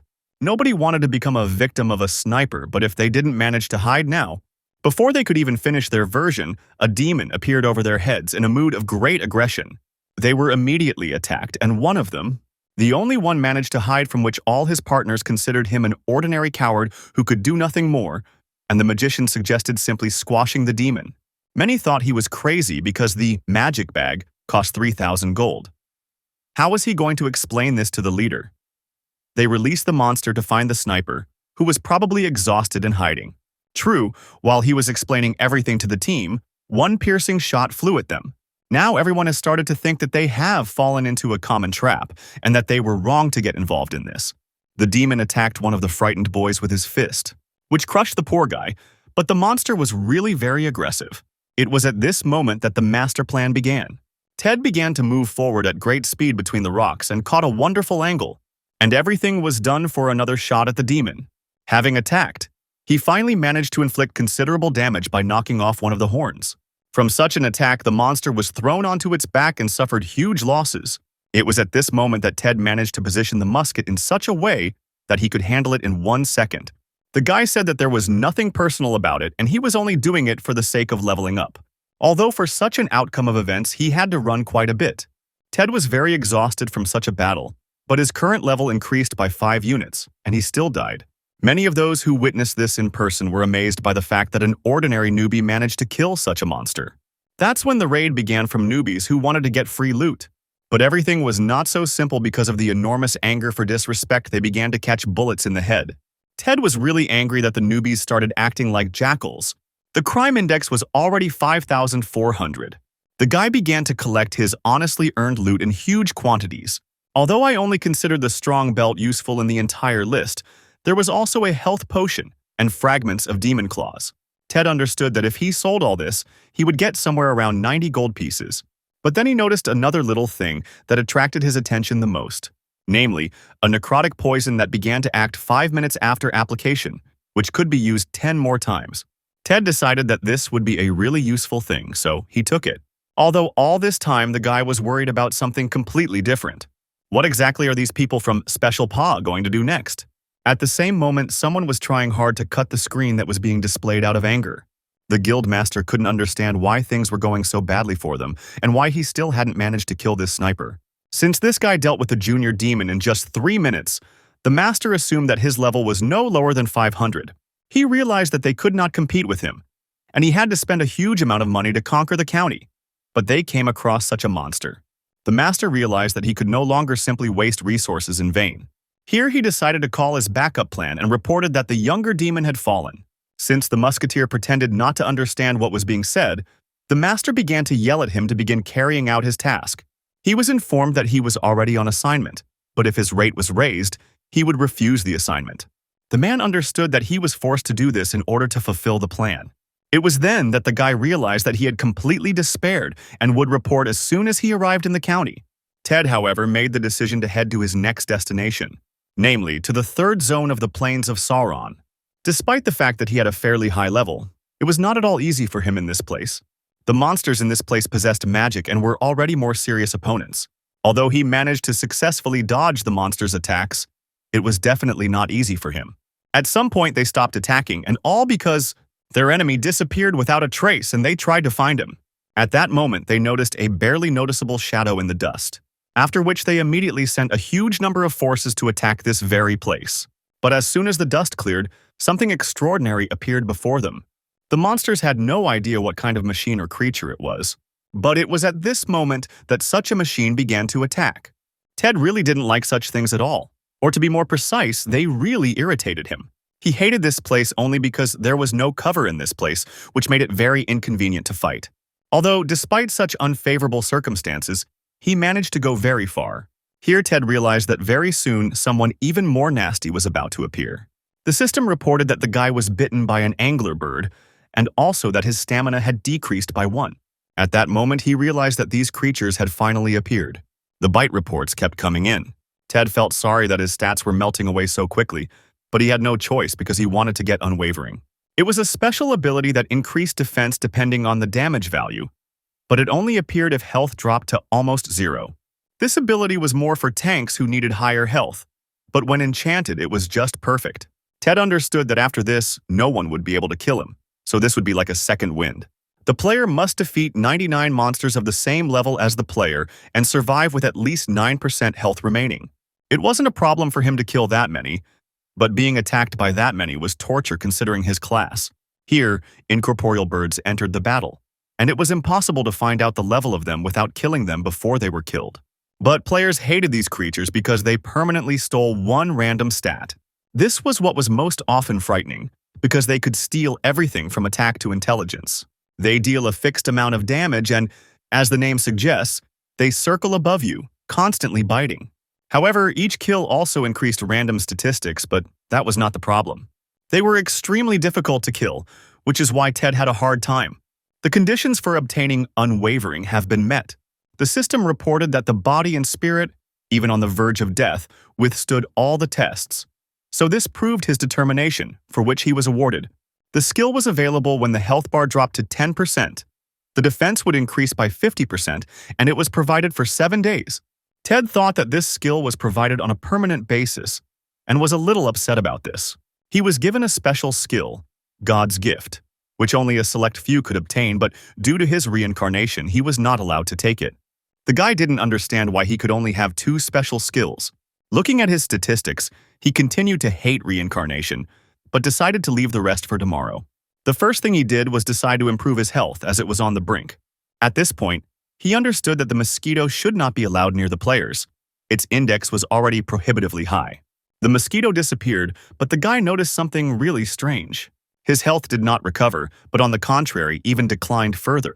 But I still decided to check everything again and released the Mosquito. He crashed into one of the birds that were flying everywhere. It was then that Ted realized that the anglers were eating his mosquitoes, which was why his health was declining. Then he began to realize that such birds were incorporeal, so they simply ate mosquitoes like bullets. The guy wanted to play, but he simply wasn't allowed to do so. Although at that very moment the idea came to him to poison these creatures. He decided to discover a necrotic poison in order to test its first application. The guy decided to take a risk and use the mosquito together with the poison, which is what he decided to do. He poured a small amount of poison onto the pool and began to simply watch. Evil spirits began to emanate from every flap of the wings. Ted remained ready to immediately attack the bird. After the first successful kill in this way, the system immediately reported that the guy had successfully defeated the angler bird and his characteristics had increased. It was then that Ted realized that the heat was starting, which he really liked. In this way, he managed to kill quite a few birds and he thanked the demon for this opportunity. It was already past midnight, but he remained in the same place. The car still remained in the same place. But Ted decided that he no longer needed this option, and he didn't want to leave it for others. So the guy decided to destroy it without any way to restore it. After which I immediately decided to open the status window to check my characteristics. He was glad that he had managed to restore 99 status points, and then receive an additional 44. He also managed to improve his mastery of the mosquito bullet. Ted was now able to control the mosquito more successfully. It also became more difficult to swat him, which the guy was also pleased with. The system reported that the mosquito bullet's health was 100 health points, and the damage was more than 1,000. Ted understood that he should move on to the 4th zone, but the strange clouds were still not visible, so he would steadily level up. The guy was clearly very tired, and at that moment he noticed something strange. He noticed the moon, which seemed to look more unusual. But in fact, in the past, he never paid much attention to the moon in this location. The ground beneath his feet seemed to start to blaze at once. The guy noticing this could not understand what was happening and was even a little scared. An explosion went off beneath him that was aimed at killing Ted. These were the two guys who were questioning ordinary people near the entrance, and they thought that in this case, he would definitely die. But while they were trying to tell him what would await him next, a shot rang out in their direction. It was then that one of the partners noticed how the head suddenly fell. But before I could understand what it was, a second shot rang out. Ted understood that if it weren't for his mosquito, he would have already died. But when did these people manage to install the sleeping volcano? The main problem, though, wasn't the trap. The main problem was the skill of the Musketeer Moon Priest hybrid class, and the enemy's level was no less than 500. It was his familiar from the city limits with whom they had a nice conversation, and he suspected that in front of him was a strong musketeer. Ted was also happy to fight with a player equal to him, and it was a good opportunity to finally learn about the character's current abilities. Moon Eye tried to watch every movement in the forest. Ted was waiting for his perfect moment to attack. The Moon Musketeer did not understand why they sent him such food that made no sense. But not only did they not provide anything useful, they also managed to get noticed right away. Although at that moment he was more bothered by the fact that after making 2 shots, he still did not know the location of the target. The whole point was that he managed to hide the glare of the sight and deliver shots to vital organs, from which one can assume that the enemy's level is higher than 500. But why is a ranker of this level in the beginner zone? The guy didn't know what to think about his opponent, but he had already accepted the task to complete. Although the confidence in the enemy's head was very great, since the knight was the best outcome for the Moon Priest. For this reason, he was happy to arrange a duel between 2 musketeers. So he immediately launched an attack with Tornado Whirlwind. This wind spread throughout the forest and looked for its target. Ted didn't understand why the enemy revealed his location and started the battle with such powerful shots. He knew that it was a weapon of mass destruction, but such attacks consume a large amount of mana. But why did he become so desperate and decide to shoot indiscriminately? Although the next moment Ted noticed something strange, and I immediately used the skill 1000 Steps to successfully dodge. He knew that this attack was also not directed specifically at him, but was aimed at destroying the forest so that there would be no places to hide. The Moon Priest sat and waited for the location to be revealed for the next attack. Ted understood that they wanted to destroy him before the mana ran out. That's why he decided to strike back at the enemy. It was a blow of enormous power, and the Musketeer did not expect such a blow. Ted knew that he wouldn't be able to kill such a high-level opponent with one blow, but he dealt impressive damage. The Moon Priest was surprised that only one precise shot would be enough to destroy the protective artifact. This fact destroyed all confidence in this battle, and fear began to appear. Now he began to think that this was not the 500th level at all, and did not understand how the guys from Special Paw had brought such a monster upon themselves. At that moment, he realized that he needed to be more focused on the battle. That is why he resumed observation from the moon, expecting a quick calculation. And all because he understood that he had destroyed many shelters and there would be nowhere to hide. The only surviving position was a lone tree among smaller bushy plants. He took out another artifact that he took on such a mission, namely, a thing called the Outcast's Magic Book. It worked in a very unusual way, immersing the entire area under a blue dome. As soon as all this dissipated, something unusual began to happen in the area. During all this, the musket was not put away but remained in sight the entire time. It was only expected that information would arrive, and suspicions would arise that he knew this person for sure. The information was being processed, and then information about the enemy appeared, which stated that he was only level 150. It was incomprehensible to the Moon Priest how such damage could be done at such a low rank. The first guess was cheating, but then he saw that the guy's name was Ted, and he became a little more tense. Although he knew one guy with the same name, he didn't even want to think about it. And all because he considered such damage impossible, and thought that he was dealing with a cheater, and one with the nickname of a person who was great to him.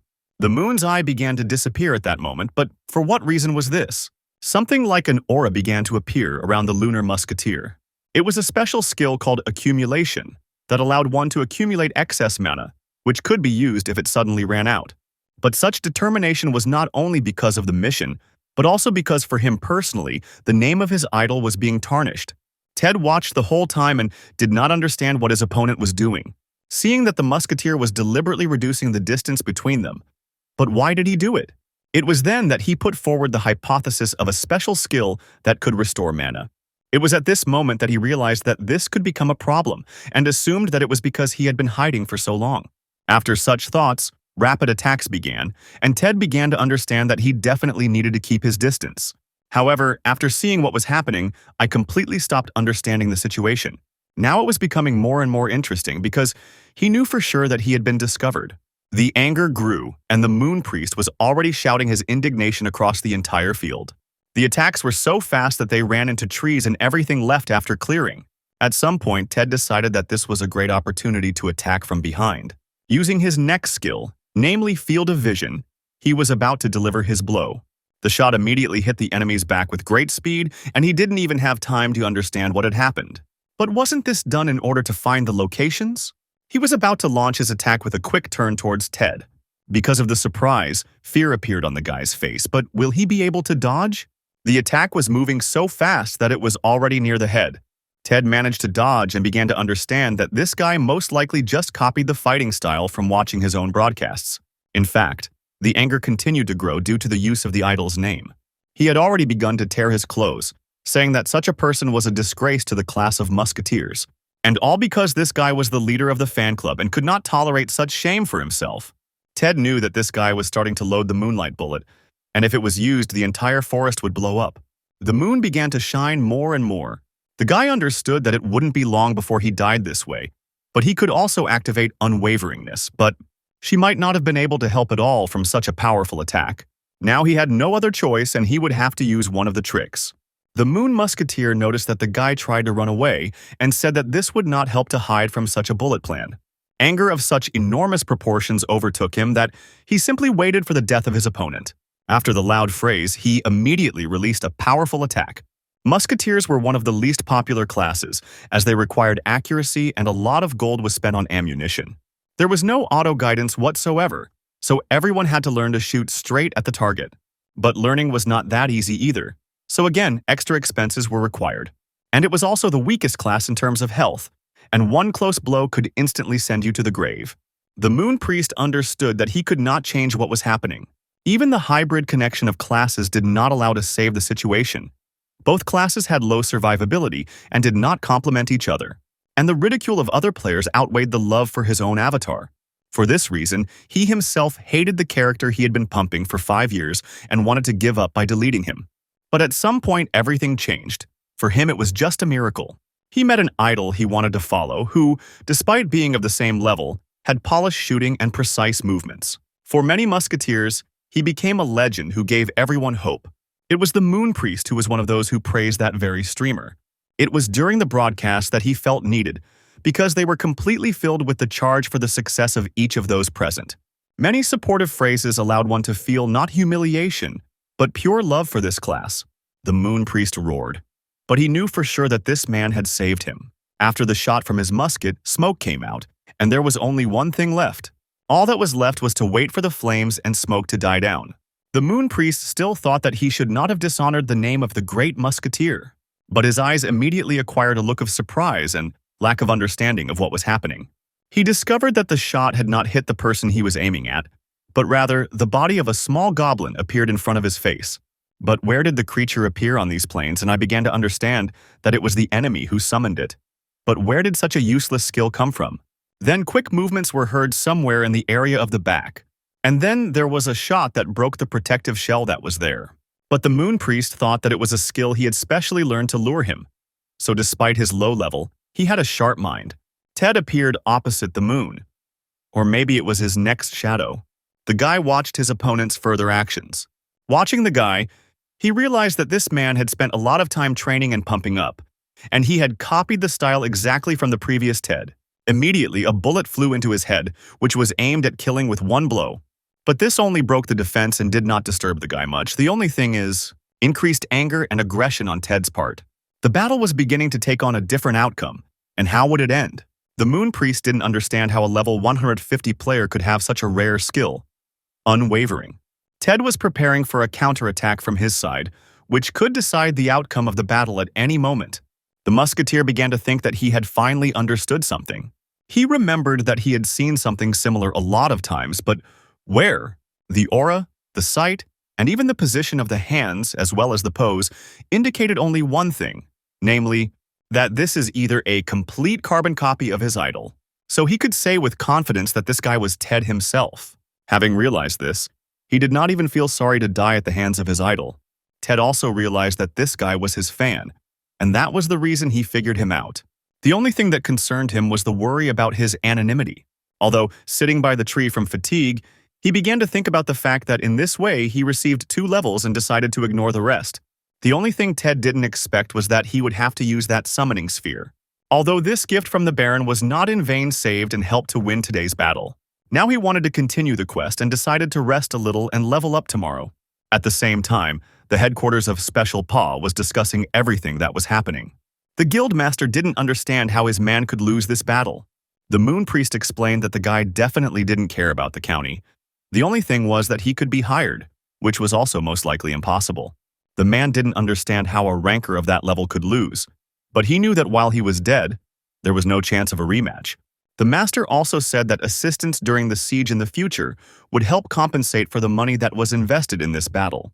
It is for this reason that the Lunar Priest said that he would help immediately after Rebirth. Now the guy could rest, which is what he decided to do. He decided to return, which he immediately reported. But in response, he heard something that was not quite what he wanted. At first, his friends reproached him for being late, and then they started asking about his attitude and whether everything had gone well on his part. But at that very second, he announced his loss, which certainly shocked the girls. They immediately started shaking him for this, especially because he reported on the work that was offered to him, namely, participation in the siege. The girls didn't understand how he could lose to a newbie and disgrace the name of Ted, who had disappeared for them, and the association of musketeers in which he was the most talented. But the guy just smiled happily at such words from his partners, and then he began to tell that he had acquired a new trick, stating that everyone would need a goblin summoning sphere, to which he heard even more aggression. The second girl started a discussion with their 4-time partner, who definitely did not want to change the leader. The girl still didn't understand why their leader was so happy if he lost, but he waved his hands and decided to tell his team about witnessing a real revival of a legend and about a miracle that is happening. At the same time, the guy had already returned to the game, but Ted was angry at his fan for destroying the entire forest, as this was the reason why the monsters stopped appearing again.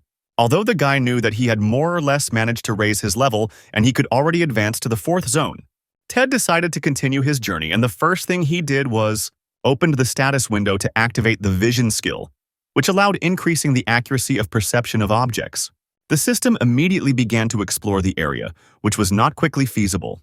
Ted considered this to be a very useful thing, and all in order to determine the hidden motives of such activity. After some period of time, the exploration of the area is 100% complete. The system also reported completion and immediately began to show everything. The guy reacted with surprise to what he saw, and all because traces of the Lord of Decay were noticed in these places. It was at this point that things began to take a turn for the worse, namely that Special Paw wanted not only to take over the county, but also to summon a boss to this place. It was then that he remembered the words that this would not be just a siege. They wanted to conquer this county with the help of the boss, and that's for sure. They wanted to destroy everything if there was disobedience. Now that Ted had finally completed his task, he realized that he needed to get away from here as soon as possible and not climb into hell. The guy suspected that there might be more than just Special Paw behind it all. The story could be more complicated, and he needed to become stronger and stronger. He continued his journey and went to the next location, namely, in the Spirit Temple, where the recommendation level was no less than 180th. This place was filled with beauty and cute creatures that lived in these places. But this didn't bother Ted much, since he certainly wasn't going to spare such creatures. He was pleased that he had finally found a flock of fire dragonflies. There was just a wonderful atmosphere and nature around, as well as the weather that day. He decided to begin carrying out his planned actions and took up his musket. At least the first thing he decided to do was to summon his goblins. The goblins were waiting for their first orders and were ready to listen attentively. And Ted did it only because it was his only new skill, and he needed to figure out how to use such creatures in the future. He actually wanted to buy another skill sphere, but there were none on the marketplace. And all because he was going to go to the medieval location. He had been sitting without sleep for several days now, and thought that he was unlucky even in such small things. The sadness was simply unbearable. He knew that if there was a more useful sphere, his strength would be much higher. The goblin approached his master, feeling great sadness, and tried to comfort him. Ted tried to calm himself down and decided to enjoy even the little things, and try to teach the little creatures. Remembering the last battle, he realized that they didn't even reach level 30, as well as combat power, and decided to at least upgrade their speed. It was then that he began to speak, and the first thing he did was to attract the attention of each of the goblins. The guy tried to explain that he needed to attract the attention of the fire dragonfly and start running away from it while he was shooting. But the goblins, hearing this, began to tremble out of fear. They immediately began to beg for mercy and a less dangerous task from the owner. Ted, realizing that the goblins were scared, asked them not to cry and to assure him that he would take out such a creature with one shot, and realizing that this was not working, told them to put on something, namely chainmail, and also take up shields for your own protection. But they didn't stop shaking, and the guy started to get angry, raising his voice. Despite their own fear and tears, they still went into battle.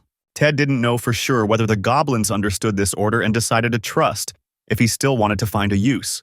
Then he noticed that the goblins were simply running forward without attracting the attention of the dragonflies. The guy started screaming across the field, thinking that the goblins were running away from him. But raising his head higher, he noticed that the whole flock was approaching straight towards him. After which the unimaginable happened because a pillar of fire rose into the sky. The goblins were already standing and trembling from the anger that could fall upon them, bowing their heads before their master. After the command to stand at attention, they raised their heads and waited for the further outcome. Ted sat covered in ashes and said that he had clearly stated his request before, and the goblins only shook in fear and shame. They carried out a completely different command, even though the guy didn't ask for it, and said that they were just laughing at him. Here he wanted to give up, since they did not listen to the commands and were also incapable of coming up with a strategy. But then Ted noticed something, and it really caught his attention. It was a dragonfly that definitely didn't seem normal, and that's because it had a purple glow and was larger. It was a level 190th astral dragonfly. The goblins, seeing such a creature, became frightened and began to run away. But the guy was preparing to attack and already had a musket in his hands. But the next second, the creatures stopped, seeing that one shot was enough to kill this dragonfly. Ted didn't understand such fear on the part of the goblins. Did they really think so badly of him? The level was raised to 155, and the skill sphere also received an increase due to the fact that the summoning reached 100%. Immediately after such a message, the system displayed a notification about evolution to rank C. Ted thought that he hadn't really done anything like that, but then he remembered that goblins level up while hunting monsters, and now he was wondering what they would turn into. There were suggestions that the orcs and ogres would be the best outcome, although he also believed that goblin magicians would be better than the current version. Expectations were high, so he was really looking forward to it.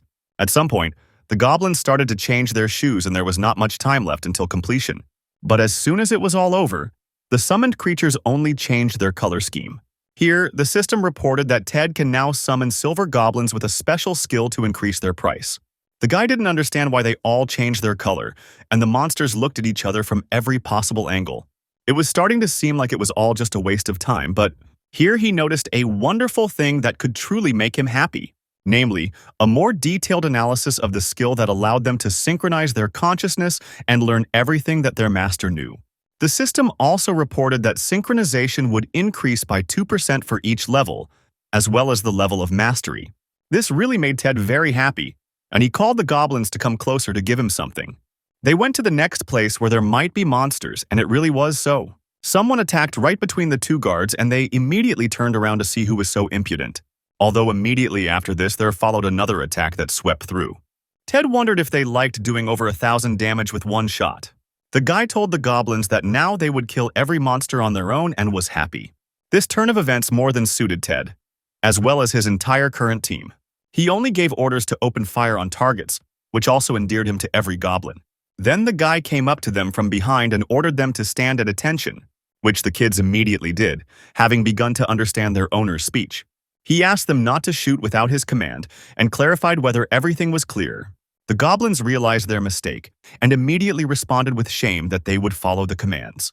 Ted understood that it would take a huge amount of time to learn, but for now it was more or less normal. The guy watched as the goblins hacked down a level 200 boss without much effort. The system reported that the level was increased to 200 and also an achievement was received due to Ted never dying during all levels. Due to the achievement, health increased by 5% and a new passive ability appeared that allowed health to be restored by consuming plants.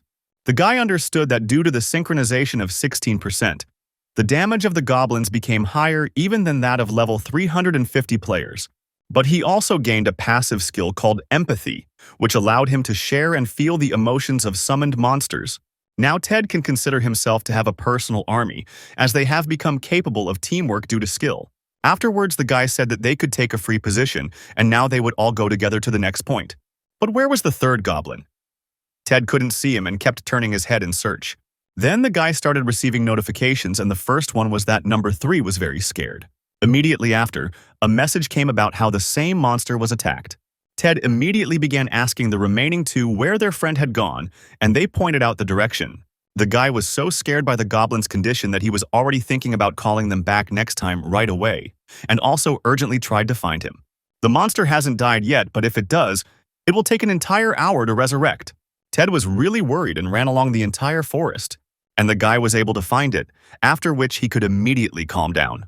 But when he saw the goblin, he was shocked by his condition because he was lying all in blood. And also in this place there were attackers, and some did not even know what kind of creature was in front of them. The man explained to his team that this was the lowest mob possible. Ted began to get angry, and his aggression increased from the insults directed at him. The guy asked to take his feet away from the goblin, because everyone knows perfectly well that such creatures do not live in these places. His health was still there, which meant that he could be cured. But would they leave him alone? It was at this time that someone began activating the fireball. The man intentionally killed the goblin in front of his team and brothers. Ted thought that these people were deaf, because he warned that this was his creature. The man who was apparently in charge began to talk about what he had not heard, and said that if these were his goblins, he should take up their education. It was then that the guy began to get more and more angry. The goblins tried to call back and calm their master. But it wasn't that simple. The system reported higher synchronization due to the wrath experienced by the monster's relatives. The bonus was 10%, and everyone was already very aggressive towards the crowd. Ted was very surprised by such a serious attitude on the part of the goblins, and all because not long ago they were afraid even of a dragonfly. For men, it was unclear why such creatures did not know their place, and why people continued to grin at them. The guy laughed and said that these monsters were very obedient, so he would definitely reward them a little later. The leader of the group who killed their friend did not understand what the reward would be for, believing that they definitely did not listen to them. Ted didn't deny that the goblins still had a lot to learn, but today was definitely not the day for learning. It was then that the crowd stopped understanding what was happening and why the monsters had guns in their hands. A command was heard to open fire, and immediately a shot was fired at the leader. The only thing left from such quick actions is an evaporating corpse. And then more shots started to ring out, causing the remaining people to simply start screaming.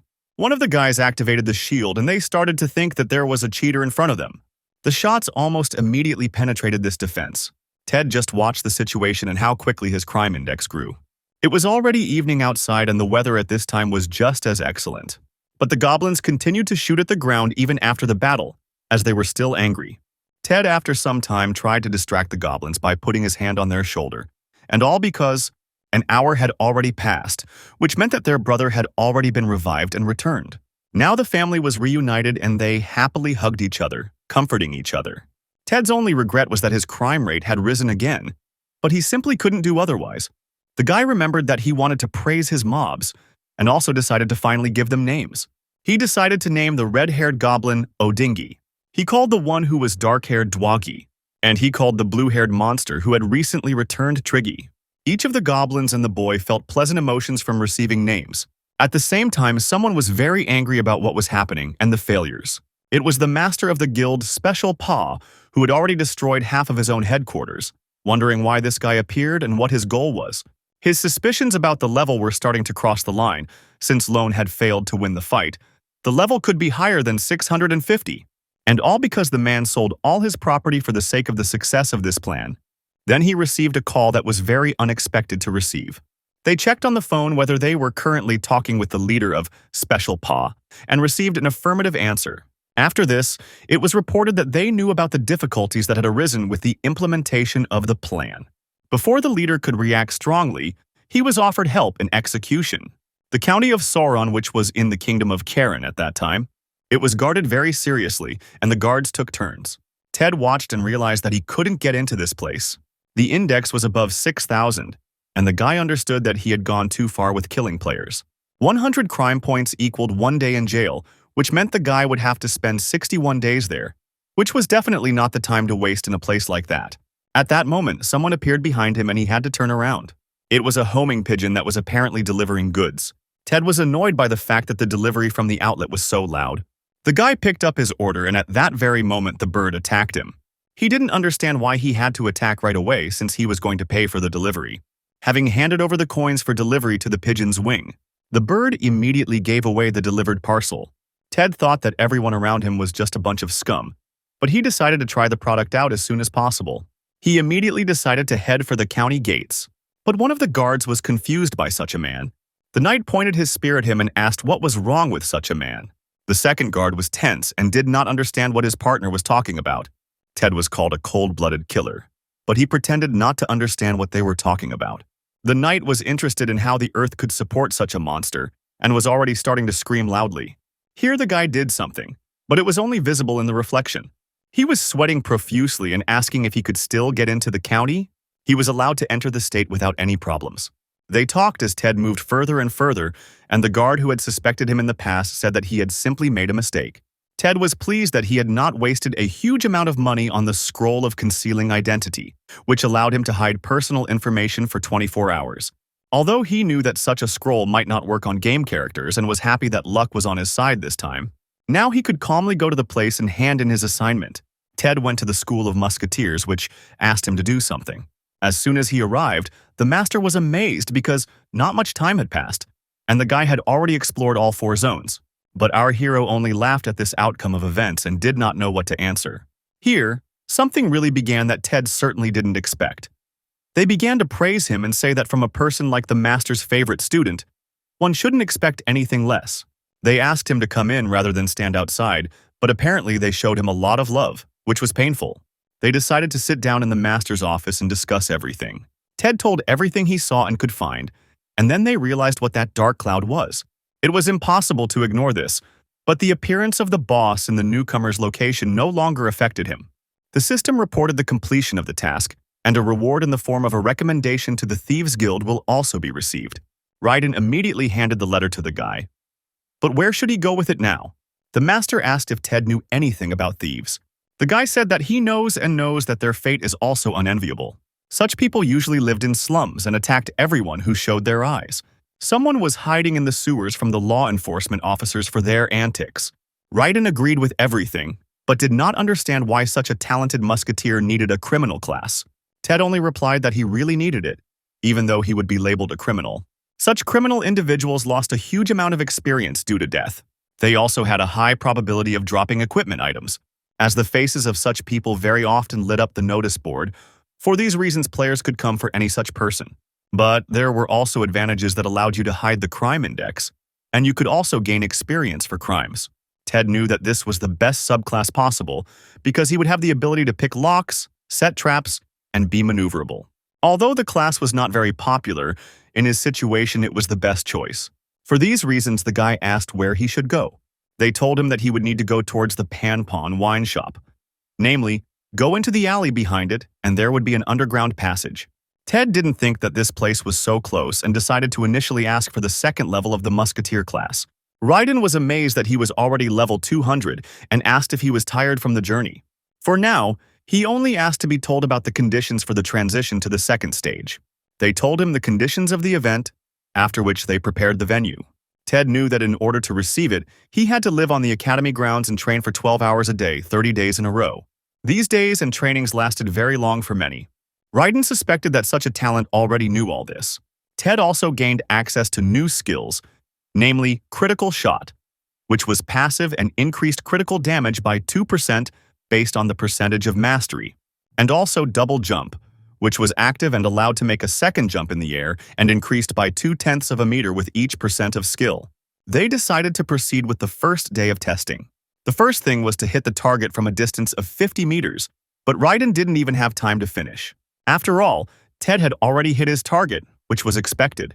Raiden asked to at least listen to the end for the sake of decency, and the guy said that the test was passed, and if that was all he wanted to go to the city. He was released, but told not to leave the county under any circumstances. And all because if he leaves this area, he will have to go through testing from the very beginning. The guy understood this and knew it, so he just decided to go to the city. Ted decided to go out just to go shopping, and that's all he reported. His destination was the shopping district. But to be more precise, he was looking for a specific place and thought that such a location was unlikely to change. Then the guy noticed the plant he needed and began to head towards it. He looked around to make sure there was no one extra. Afterwards, I started to tug at this plant, not to mention pull it out. Ted made his way into the dungeon, and the system reported the start of a sudden event as he made his way into the underground shopping district. There were two types of trading platforms in Chronicles of Fate. The first was the main platform. These were deals between players and game characters, where there were restrictions on the sale of junk and hazardous substances, but these were just details.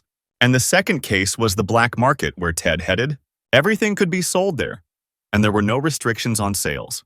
But in that case, people's crime rate began to rise, and you could be arrested even on your way out. More often than not, the risk paid off, as there were a lot of cool things to be found in such a place. The system reported that Ted was entering a dangerous zone, and if security detected him, the crime index would increase. The guy waved it off, knowing all the risks, and the seller he was going to was somewhere nearby. Ted looked around and realized that in some places nothing had changed at all. He went into his inventory and started looking for something he could sell, namely the carcasses of angler birds. The guy started loading all these creatures somewhere and knew that he could get quite a bit of money for that. Although such birds were notorious throughout the game, sometimes such birds would fly into the county and the guards couldn't kill them, so a reward was put on the bodies of such monsters. The reward was Sauron's coins, which could be exchanged at both trading points. There was a reward of 1 coin for each carcass, and in Ted's case, that came to 11 coins. As soon as he loaded all the birds, the coins received as a reward fell out of another window. Ted, having taken everything, was happy to see such a considerable reward. Now all he had to do was find a suitable skill area, although any of them could become useful with the help of the 6-pointed star. The guy began to think what would happen if there was a sphere stronger than the goblin summoning. He could only laugh at how bad things would be for his opponents in the future. Now the boy could go to his original destination, namely to the underground shopping district. To be more precise, to the black market, and was already eager to start shopping. He started walking around and looking at all the available goods. His eyes fell on a copy scroll that could create any manuscript except spell scrolls, also incendiary cartridges that allowed for double damage. There were also inventory expansion necklaces, and the guy thought that this could also be useful in the future. But after that, Ted realized that he should stop staring at everything in a row, since he came to this place for one thing, namely, to search for the sphere of skill, even despite the fact that he could be arrested. The guy was very serious about getting something worthwhile. He began to ask the merchants if they had spheres, but they told him that a couple of days ago travelers had appeared and bought everything. Many tried to stop them, but they killed everyone who resisted, and the man forgot the exact name. But Ted immediately realized that it was the Special Paw who continued to weaken the county in this way. In this case, they were left without additional skills, and the guild became very strong. But the merchant said that they still had 1 skill sphere left. Ted, seeing this, was amazed that such a thing could even remain. After all, it was Lightning Charge, which was an active skill and gave the ability to shoot charged lightning. Namely, such a sphere inflicted an attack on an area, and with the help of 1 bullet, it was possible to destroy a crowd of enemies. The guy was going to get this sphere at any cost and was interested in how much it cost. The seller said that there was a price tag in front of it that could be read. But as soon as Ted saw that the price was 40 coins, he was shocked, and his eyes almost jumped out of their sockets. The seller only said that complaints could be made to the owner of the store, but the guy continued to swear at him for such a ripoff. Another trader reported that this sphere was not bought only because of the price. Ted just thought that luck might smile on him this time, but it didn't happen. But then he heard that someone approached this merchant asking about the progress of trade. He immediately began to justify himself by saying that there was interest in the goods, but the price was too high to buy them out. Ted watched this and realized that it was the owner of the shop, and he was yelling, saying that he had to sell such a ball. At that very moment, the shop manager turned to him and asked what the man wanted to buy, and the guy answered, "A lightning bolt." They also asked him for 40 coins for such a product, saying that he really did have a diamond eye. In his head, he simply flew into space from what he heard. Ted tried to explain that such a price was too high, and he could buy several spheres for the same money. The shop owner began to act aggressively, saying that this shop was not for the poor and that it would be better for him to just leave. The guy was shocked by this attitude and simply fell silent. He was surprised that the sphere had such an inadequate owner. If he knew that there would be no spheres in this place, he would not even have gone to such a place. Ted thought about it and decided to wait for more people to arrive, thinking that it was still too early and that new goods might appear with the people. Although he understood that a skill like lightning charge would be very useful, he also understood that he would most likely not be able to get a discount. While he was thinking about this, some notification arrived. Namely, a notification that the Special Paw Guild is preparing for a siege on the county in 30 days. The time was also indicated, namely May 16th at 2 o'clock in the afternoon, and they asked to leave the location before the events began. Ted was surprised by this event and didn't even know what to think. They began intensive preparations for a siege to gain control of the county. But players who do not manage to leave the area during this time will also be forced to participate in all subsequent events and battles. Discussion of such madness immediately began, although everyone in this market knew the guild's bad intentions. Ted realized that he needed exactly 30 days to get the second stage, and that was exactly the time the siege would begin. Now this guy was forced to participate in the siege against his will. And that also means that his entire plan for pumping up has cracked. But that wasn't the worst thing. Such an event will be covered by all channels and media. The problem was that he was not allowed to appear in any news.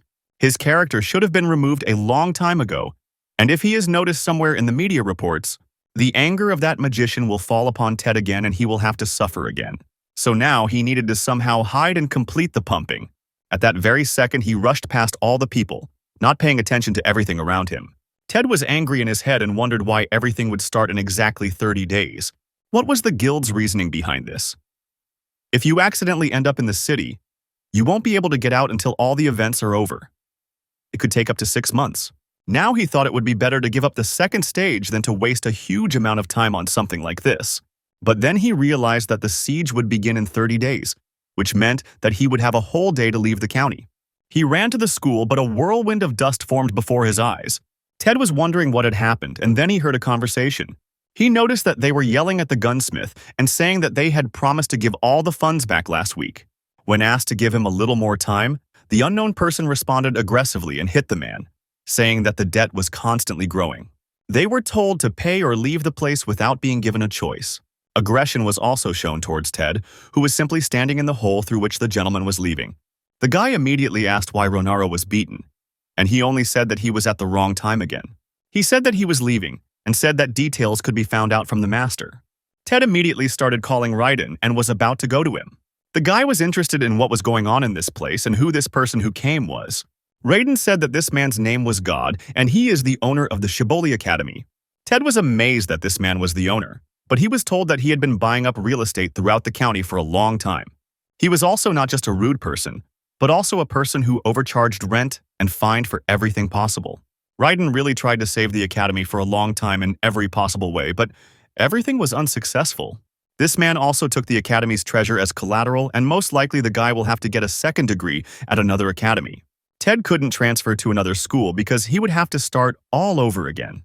And in that case, he will not finish his training in 30 days, so during the siege he will be locked in the county. He had already begun to think that the level of such a person was most likely low and he could simply be killed. But this option was also not suitable, since the guards would immediately solve the case that would take place on the territory of the city.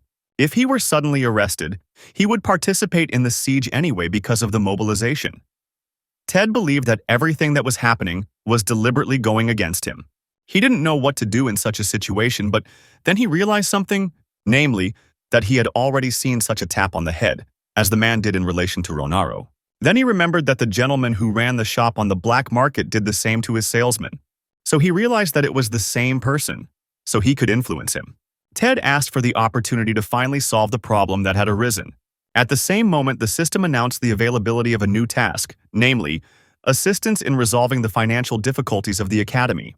And of course, he accepted such a task and went to the Panpon wine shop, all in order to get a new additional class. He went straight as instructed, namely into the alley behind the shop. He also saw a door that could lead to just that, into an underground passage, which is what it turned out to be. Ted immediately realized that this place belonged to the Thieves Guild, as it was damp and gloomy. But as soon as he descended completely, there was no one in this place. Then someone's voice was heard, asking if the atmosphere was too gloomy for the bear cub. The guy managed to react quickly to this and got his musket ready. Despite everything, he was considered insightful, and finally, a silhouette began to appear. Tisai appeared before him and said that it was impolite to break into someone else's house and prepare your weapon for battle. Ted understood that if it weren't for his keen eyesight, he wouldn't have even realized that there was someone else there. This man was at the 3rd level of the class, and his level was even higher than Raiden's. The guy tried to explain that he came with a letter of recommendation from the master of the Shibboleth Academy. They immediately remembered him, saying that they remembered when Ted studied with the Baron himself. So the gentleman was surprised by such a new criminal. Ted realized that the scroll of concealing identity didn't work on him, which means that he also has a subclass and skill of perception. Although criminals were not uncommon among adventurers, this guild did not accept just anyone. It was then that the guy was surprised by the meaning of the word "we" and immediately understood what was going on. He was called clever, and other thieves immediately began to appear from the shadows. They also told Ted that for their profession, brains alone are not enough, and they laughed a little at what the guy did not understand. The next second, the master raised his hand, showing the bottle that had recently been in the guy's hands. He couldn't understand how this happened, and they decided to give him a little advice. And it was that people who hide the crime rate are too easy to fleece blind. They called him strange and said that advice would not help, but they would still take the potion from him as payment. Tisai reported that it would be better for him to leave this place because he definitely would not train such a fool. The whole team decided to drink a potion for the easiest theft in history. But it was actually Ted's plan that was going well so far. As soon as the master drank the potion, a paralysis effect was cast on him. Now all the team's statistics were temporarily reduced, and everyone tried to spit out everything they had drunk. Tisai realized that the guy knew that the whole team had stolen the poison from his hands. Ted said that it wasn't worth it to initially act like the rulers of the world just because of the theft of the potion. He summoned his goblins, shocking everyone. Since the team was called, it was possible to begin the attack. After some time, he called off the goblins and decided to listen to the thieves. Tisai couldn't understand how a person without even the 2nd level of his class could be so strong. Ted decided to ask for the class again after everyone realized what he was capable of. The system immediately reported receiving the 2nd class, as well as receiving 3 skills. Theft and stealth were received, which were active. But not the least important was the hack, after which the guy decided to try everything out in practice. And he decided to do this on Tisai, namely, he used theft. But the system reported that it was unsuccessful, and Ted did not understand how this was possible. The mater laughed at him and decided to help him with advice, saying that before that he needed to go into hiding, because without it any fool would notice how he was rummaging through his pockets. She allowed herself to be hidden for a certain amount of time, and in Ted's case, it was 5 minutes. And whether theft would succeed depended on the number of crowns that appeared while using the skill. Failure was shown by 1 crown, and this meant that you were also discovered. 2 crowns also indicated success in theft, but the person would also learn that something had been stolen from him. And 3 were a complete success, and for each such theft you were given double experience. Although this was conditional, since much depended on the level of the target and one's own level, and the skill of the theft also influenced it, as well as the object of theft, stealth skill, psychological state, and the surrounding environment. Ted thought that everyone's head would ring from such a number of subtleties. But after listening to everything, he still decided to try to do as he was advised. The system has put forward everything with a high probability of theft, and he decided to steal what had the highest success rate, namely an unfinished love letter. It was a double crown theft, but it did award experience and a percentage of mastery. Now Ted understood how everything was happening, and his secrecy immediately fell away. He still wanted to read what was written in the letter and began to do it out loud. Tisai became embarrassed and said that no one gave him the right to read such a thing, so this thing needs to be given back. Ted asked in this case to help a student who had only recently embarked on the path of thievery. But he was told that he was too impudent for a man who poisoned and killed half the team, so class would be enough for him. The guy started reading the love letter again, and Tisai, almost crying, asked him to shut up. After the master agreed to help, Ted asked to tell him how he could quickly improve his stealing skills. Now it was possible to set out to complete the mission. The guy watched how that man treated others badly and began to understand what it was like to treat everyone badly. If people did not have the means, he would put everyone out and take the property for himself. And in order to not be touched, he bought all the guards. But Ted noticed something interesting, namely the use of the scroll of concealment of identity. After which I saw him changing into that cheapskate from the black market. Now he understood that he could not sell everything that had been taken to pay off the debt in the shopping district, and he had to open an underground shop. Ted decided to find a hole in this strategy that everyone had. While observing, he noticed something interesting, namely, an accounting book in his name. It became unclear to him how much trust was being lost, even in an ordinary game character that he had hired.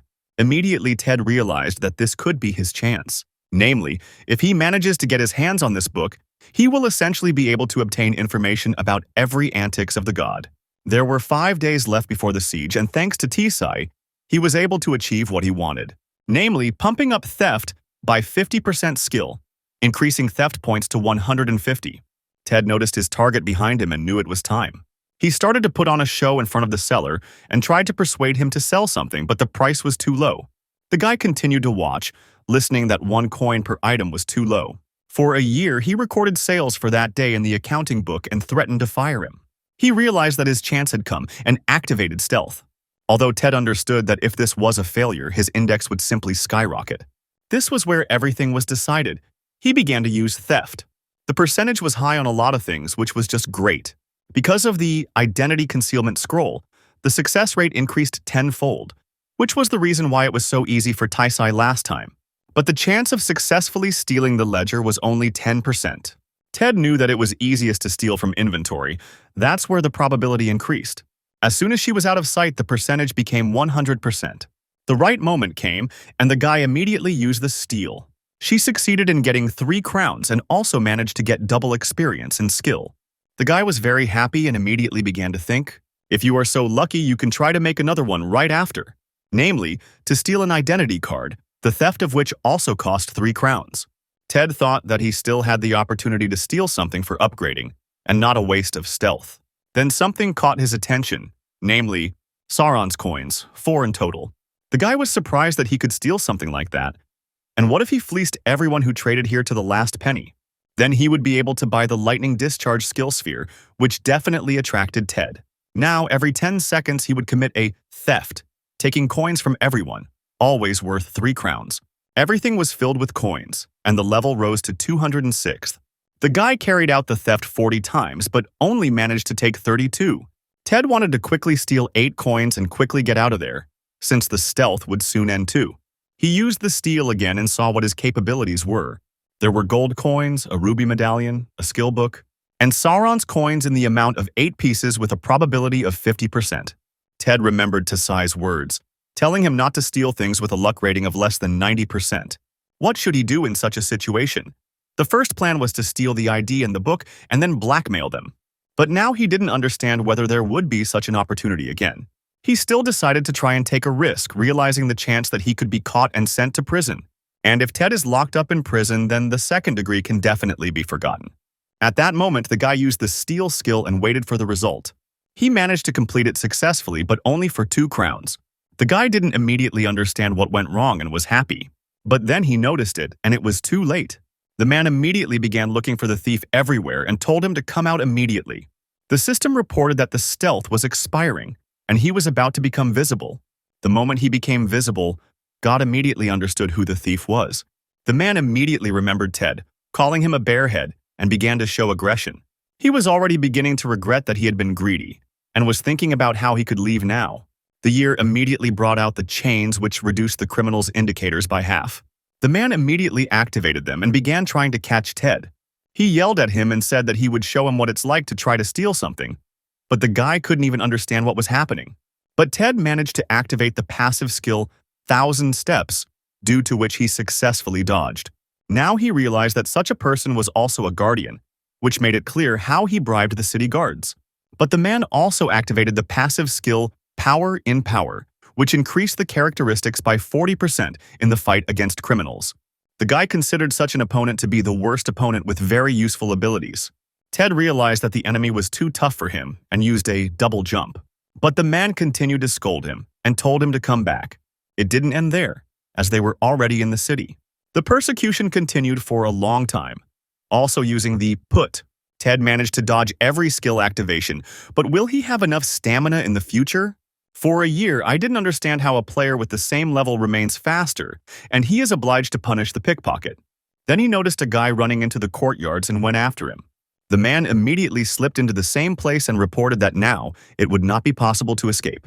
They immediately tried to arrest him and activated another skill based on his appearance. But these were still shackles that only took on a different form.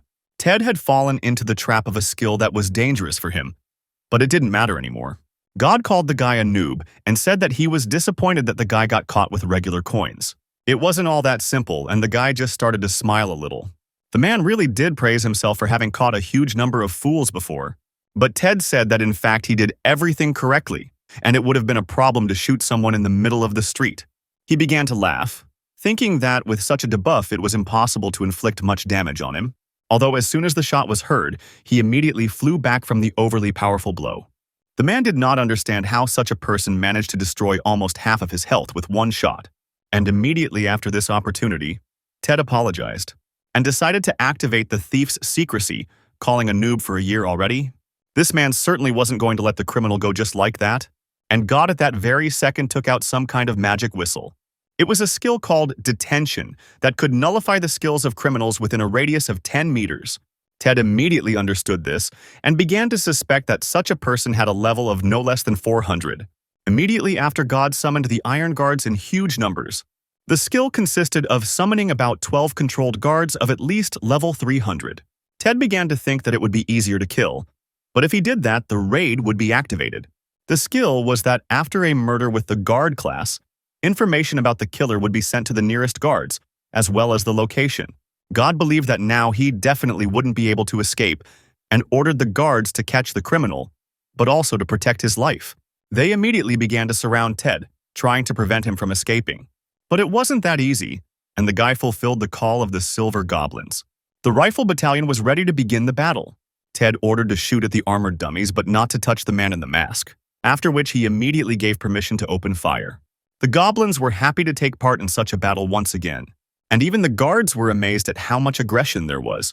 After seeing this for a year, he didn't understand how such monsters could cause so much damage, and he understood that if this continued, he would definitely lose.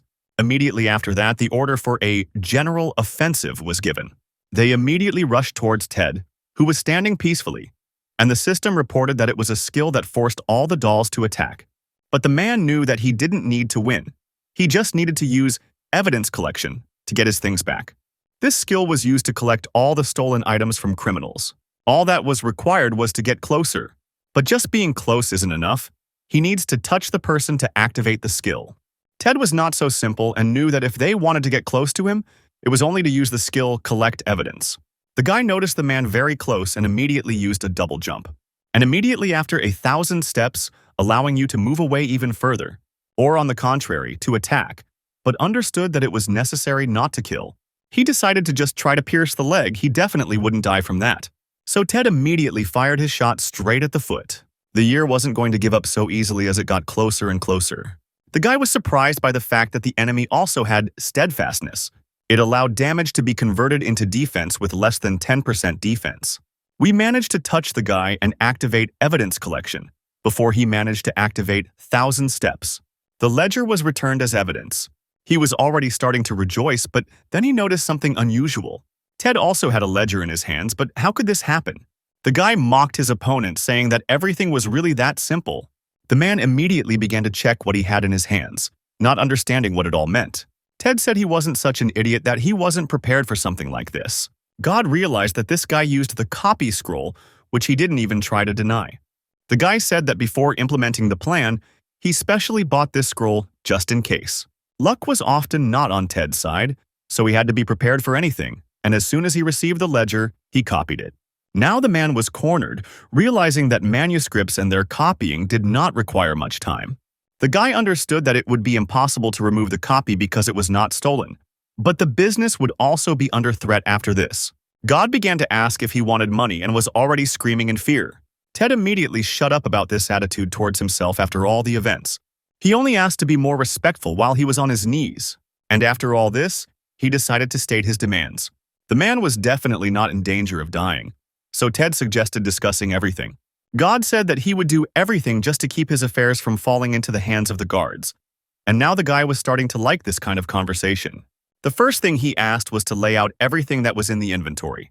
What happened next was clear, so he quickly returned to the academy. Raiden was truly amazed by the fact that Ted had managed to make the man undo so much. The guy said that now they will pay rent without interest and will not claim more than a year. He also said that he managed to get a lightning discharge completely free of charge. The skill sphere allowed for large area damage, and the current damage was 30%. Ted knew that musketeers most often have no skills in the area, or they are too weak, and as the owner of the six-pointed star, it is possible for him to turn this into an imbo. Raiden fell to his knees in front of the guy, and all because he helped them not to lose the academy. He also bowed his head and continued to talk about his gratitude, and now he became like a son to him. Ted said that he was a graduate of this place and wanted to protect it, and also thanked for preserving this place for many years. The task was completed, and the reward was an achievement and an increase in trust in the relationship with Raiden. Thief of Boons increased the mastery defect for thief skills by 10%. Ted was amazed at what happened next. This achievement ignored the progress threshold and allowed one to achieve more, as well as obtain additional effects. The guy who didn't do it for the reward was pleasantly surprised by such a bonus. Now he had only 5 days left to sit in the city and finally leave this place. Ted was able to get a new degree and also upgrade his things. This uniform was quite rare and gave plus 25 to general characteristics, as well as 10% to health and mana, but also increased defense by units. The guy understood that such clothing didn't look good with a bear's head. But the main thing now was statistics. Ted knew that with the help of the sphere and things from his hands, monsters would fall in droves. Now he could get even more useful skills and things. His soul felt warmer from this. What could go wrong? But then something truly unexpected happened, namely, the guy began to feel something strange, all because he was lucky only once in this life. Namely, with receiving the 19th enchantment on your musket. Despite the fact that the goblins were experiencing only happiness at that moment, the guy suspected something bad. Notification of change in siege schedule received from Special Paw. Ted realized at that very moment that this was his bad feeling. The siege scheduled for May 16th was postponed to the 10th, and everyone was also asked not to ignore the notice by leaving the area if they did not want to participate in the battles. The guy understood that he would receive the second level only in 3 days, which meant that he would not have time to leave the county. Ted couldn't understand how this was possible because it would start in 2 days. He lay on the ground and was very angry at such changes, as he had tried so hard to fulfill all the plans.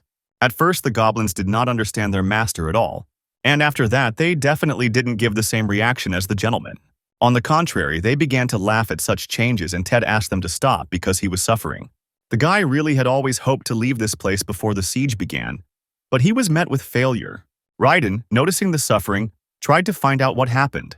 The guildmaster reported to the count about a strange cloud, the nature of which was revealed by Ted personally. Sauron ordered to destroy it and to minimize losses, and elite will be gathered. These people could quickly deal with possible risks, which is why he also suggested that Ted go into battle with them. The guy was not against it, but how should they deal with him getting the second stage, which could cause him to lose his progress? Raiden reassured the guy that he would save his progress if he went with him, and all because he alone was worth 100. The system reported a new task, in which it was necessary to destroy the ominous cloud in the quadruple zone of the plains. The guy, although he didn't really want it, still accepted the task to complete. The system also notified that the task was accepted. Raiden thanked him and informed him that they could move out now since all the things had been collected. The guy didn't want to stay in this city after going so far. Ted decided that as soon as he destroyed this cloud, he would go and destroy the people who had caused all this. And all because they put spokes in his wheels more than once. At the same time, the Moon Priest led his team to the place of the first meeting with Ted. They asked if they had met in the 4th zone and what they would do if he had already left these places. But then they all received some kind of notification, namely, the same notification about the change in the siege schedule from Special Paw.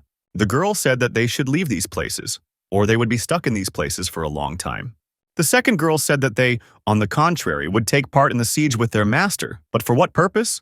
The guy from the Musketeer team said that if Ted is at odds with the guild, they won't be able to meet. Their goal was only to find the missing master, and it didn't matter which side. And if they joined the enemy, everything would be even easier after they would simply abandon the guild. The only thing that fans really needed was to just see their idol, and for this they would do a lot. Ted was on his way to a mission with Raiden at the time, and was just leaving the county gates. But as soon as he saw everyone who arrived, he immediately realized that the count did not spare any money for such a task. And all because the level of each of the fighters definitely exceeded 500. Many people humiliated the Shibboleth Academy, calling those who came from there suckers, and all because Hecatan, nicknamed the Knight of the Storm, was worried about the appearance of the best student, who personally looked like a cartoon character to him. Ted immediately understood the main reason for this attitude, namely, because these two classes had never gotten along in their lives. Raiden was angry and told him to shut Hecatan's mouth, since this man had done a lot for the entire academy. They continued to ask him why he was offended because, after Shibboleth left, this place would die anyway. But he continued to be angry for such words and said that he would not spare the patron for another similar statement. But Hecatan was not going to give up and said to try to launch his own attack. The man stopped this behavior by calming down by saying that everyone present had gathered in this place to protect the county. It was the head of the Academy of Magicians who said that each of the guys should set an example for the youth coming to receive classes. At that very moment, both began to blame each other and continued to behave like children. Ted, seeing this, began to understand that the similarities between everyone ended at the level they had achieved, and now he was more worried about their success. Raiden apologized to the guy for witnessing this scene, but he told him not to worry because everyone has people they don't even want to see. Ted's main opportunity in this mission was to level up. Soon they arrived in the Valley of Sauron in the 4th zone. There was a discussion about the fact that this cloud was created by Special Paw, and for some it did not foretell trouble. Ted noticed that it seemed closer now than on his last visit. The system reported that the progress of the approach was 85%. And then another message appeared that the Lord of Decay had discovered the team. After this, many of the crew became scared as he began to descend. Having realized that the boss is much smarter than it seems, his attacks need to be repelled. There was a huge explosion, but even such a blow could not affect the cloud, and the knight praised Rinchen. But as soon as he turned around, his eyes changed to shocked, and now he started to stutter. And all because the cloud only began to approach the ground faster. So after a few seconds, it hit the ground. After which, 2 red dots resembling eyes began to appear from the haze. At such a moment, many began to become increasingly afraid of what was happening. After all, a huge army of the dead began to appear from the haze. There were not only berserker skeletons, but also magical zombies. Ted first activated the Mosquito bullet and immediately after, summoned his brave team of silver goblins. He ordered the kids to shoot at the monsters and the Mosquito to wait for the command somewhere nearby. Now he also clearly observed his main target. And after the orders were given, Ted began his attack. Many of those who came to the battle understood that in front of him was definitely not a weakling who could handle a musket just as well. The knight was amazed by this, and this means that the rumors about Raiden's so-called son, who was stronger than everyone else, were not unfounded. He could only watch as Ted stacked up the monsters and controlled the goblins with weapons. At this time, the guy's level increased quite a bit, namely by 3, and was already 209th. Despite such easy farming, it was not so easy for the rest of the team to hold their own in battle, and Ted knew that if the boss continued to summon the undead, his mana would quickly run out. Although he also understood that this was all to his advantage because this way he would gain many levels. But the other gentleman didn't like this, and he definitely wanted to deal with this cloud faster. Ted didn't understand what was happening to this man and already wanted to take some measures, namely, accidentally shoot your knee in order to get higher farm. The warrior, having approached the cloud, used 9-headed dragon's rock. It was like a little sun on the tip of a sword. As soon as the skill became active, he began to strike the air in huge numbers. But as he continued to run, something strange began to appear behind him, namely, the hands that began to grab the warrior all over his body. Raiden also realized what was going on and called someone over. Something unexpected happened here, and the guy immediately noticed it. Namely, Ted noticed that someone had just been encased in crystal. And this is Hecatana, and what should we do with it now?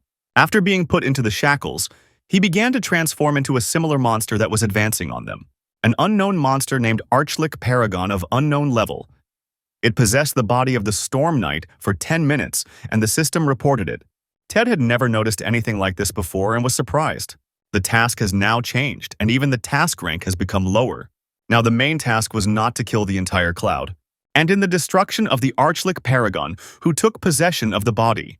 Hecatana, what did the murder mean, and the game character? Ted still didn't understand how it was possible for the boss to possess someone. The guildmasters realized that they would have to destroy their former partner, who had been taken over by the filth. But Raiden took matters into his own hands and ordered that, no matter what it took, Hecatan be killed quickly.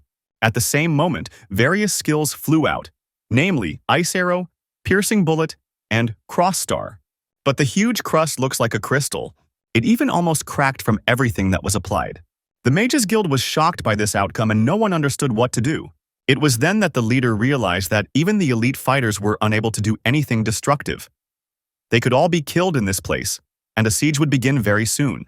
They couldn't waste that much energy on the boss, and the man wanted to give the order to retreat. At that very second, lightning strikes were heard everywhere. And at the very last second, the blow hit the crystal exactly. The system immediately reported the current protection level at 97%. Everyone immediately noticed that the crystal had finally cracked, but who did it? They started looking around and wondering who this guy was. The level was increasing, and this was the main thing for Ted. In the past, he had not made efforts in vain to improve his skills. The lightning charge's mastery level was 70%, and the damage bonus was 65%. Now the order had changed. Namely, it was to protect the Musketeer to attack the crystal. Ted was surprised by this outcome. But now he had no choice, since everyone was asking him to quickly free Hecaton. The guy gave the order to the battalion to continue the attack on the undead, and he will be busy crushing the sarcophagus into small pieces. The system reported that the Archlick's crystal was at 91% protection, and as the attacks continued, the level of defense fell faster and faster, and after a few minutes it dropped to 1%. Ted said that if he continued shooting, the body would be damaged, but everyone understood that. Hecaton's body was already infected with filth, so the only thing that was possible was to die as a warrior. The Black Heart damaged the game character by 30%. He began to talk and said that the body had been rotting for 200 years. The revival of the level 500 Archlick was not completed, and Ted realized that this creature would somehow be reborn. And the boss said that if this doesn't happen yet, he will take everyone with him. After some period of time, the system reported that the Monarch of Decay had risen. He was angry at the whole world, and all people were destined to rot to the last one. All the warriors who came to this place began to seem more frightened, because the creature grew before our eyes to an unimaginable size. This monster gave the order to kill everyone who was in this place. The knight asked everyone to be careful, because these dead people were different. But speaking about this, he himself did not notice the rapid approach to his own person. He was given a debuff called Corrosion, which reduced his health by 1% every 10 seconds. Poison from the monsters splashed everywhere, and people screamed in pain as each body began to rot. Raiden gave the order to attack their legs so that they would not be able to get closer, and also not to touch their bodies under any circumstances. At that very second, Ted tried to kill the Archlish, but the musket shots did no damage at all, which could only mean one thing. It is precisely about the fact that the core was located somewhere else. It remained to find out where such an important artifact was located. Ted asked the Master of Magic to shoot at the monster to find out where the core was. After the request, he immediately began to cast a high-power spell. Ice spikes began to appear around the monster, which meant it was a spell called Ice Storm, which allowed the release of a huge number of icicles, slowing down enemies. The monster was immediately subjected to rapid attacks of spikes, which continued for a huge amount of time. He didn't expect such an attitude because there were ice cubes sticking out all over his body. But it didn't end there. Ted continued shooting and finally saw the core that took so long, but as soon as it was discovered, the core seemed to evaporate in that same second, which left the guy shocked. Now Ted knew that the core was moving through the body, but how was that possible? While he was distracted, a zombie approached him. Since he didn't have time to dodge it, the corrosion debuff was also applied to it. The guy was really angry about this, namely that even on a regular mission he had no luck. But as Ted continued to dodge, he began to understand that everything was going wrong. He understood that even if the monster didn't take damage, why didn't it even try to dodge? The guy assumed that the monster simply couldn't move. He began to remember everything and decided to do something. Now Ted asked Raiden and the goblins to buy him some time. He activated the thief's stealth and began to push his way closer to the Archlish. The guy remembered the words of the chief thief who said that there are two things, namely those that can be stolen and those that cannot be stolen. Ted jumped around the monster's body between the ice flows that remained in the body. He recalled that he had already stolen personal items, and all that was left was to hope that it would work this time. Black Heart of Paragon, with a 15% success rate. So Ted was really happy with this opportunity, even with a small percentage of success. The guy understood that, given the remaining mana, he would be able to use Steal about 20 more times, after which he immediately used Theft, with the hope. But the first attempt failed, and now he is visible to the monster. Ted knew he could expect something like this. And now there were about 19 attempts left, so he was definitely not going to leave. The guy angrily returned to the room, his eyes burning with aggression. Even though it all happened in his head, he didn't come to this place just like that. Everything was done to grab luck by the side. Clover said that he was not to blame for the failures, and all because 18 times the use of theft was a failure. For these reasons, he beat the escaped luck hard. And then he grabbed the Clover by the cheek and said that if bad luck befalls him again, the guy was definitely threatening his luck and dragged him along with him. On his last attempt, the guy actually managed to steal 2 crowns, and the body in which this heart was located initially began to evaporate. Everyone except Raiden was amazed by the boy's abilities, and he, in turn, always believed in his son. Ted's level started to rise at that very second, but where is the limit? He rose to 232nd, and his hand finally emerged from the ashes. Due to a level gap of more than 200 points, the achievement Model Hero was obtained, increasing all characteristics by 50 points. The guy was surprised by some other reward besides the levels. Also, by killing the boss by stealing the heart, the achievement Heartbreaker was obtained, which increases the threshold of the thief skill by 30%. The guy was happy because he also got the Black Heart of Paragon, which was the material for creating the Chronicles.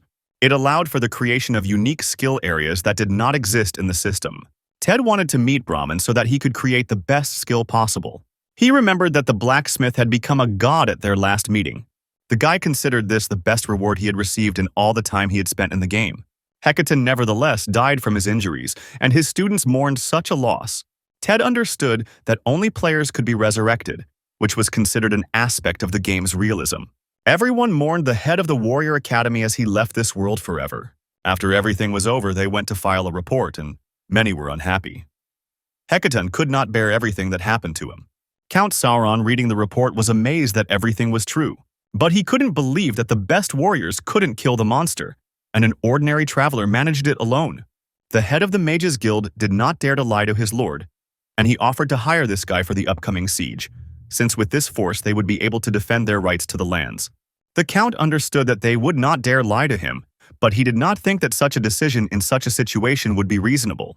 Richin asked the reason for the refusal, and Sauron asked if they could really trust the traveler. The magician was stunned by this question and did not know what he should answer in such a situation. The only fear was for the lands that wanted to take the county lands into their own hands. Everyone in this world acted only from their own interests, just like Special Pa. But there were also people who would carry out any order only for good pay. The Count asked how much they would spend on such a force of resources, even if they only had one person. Most of the soldiers were ordinary conscripts. However, there were also mercenaries who were paid 2 to 3 times more. But Special Pa had long since begun to worry about the county being in a bad economic situation. And if Ted manages to stop the siege alone, he will have to pay a huge sum for such a feat. Count Sauron was worried that if this really happened, he would definitely have to give up the entire county to pay off. So before hiring a specialist, you need to think twice. Despite the loss of Hecaton, the worst is already behind us. The master of the Academy of Magicians immediately understood everything that was happening and fell silent. At the same time, the sorcerers arrived at the place where the siege was to begin, and everything was already ready. But the guild master was indignant again, and all because the Archlich had already been defeated even before the siege began. He recalled that in the past he had to perform everything for the amusement of the audience, but now he could go back to the very beginning. Even though the Moon Priest brought his friends, they won't be able to pull everything out without extra help. One of the team was above level 370, and the other 3 were above level 500. According to the information, the Archlich was killed by a Musketeer. But the guild master clearly remembered that there was no one in the county above level 650 with such a level. He was wondering what had been missed. And at that moment, someone came into his tent and asked why the commander was so tense. The leader said that he was not at all tense because the rankers of the Blue Sky Empire were on his side. This man laughed and said that there really was nothing to worry about. Tanichi was a level 672 battering ram. The priestess next to him asked her partner to be a little more modest, and he said that the girl always likes to push.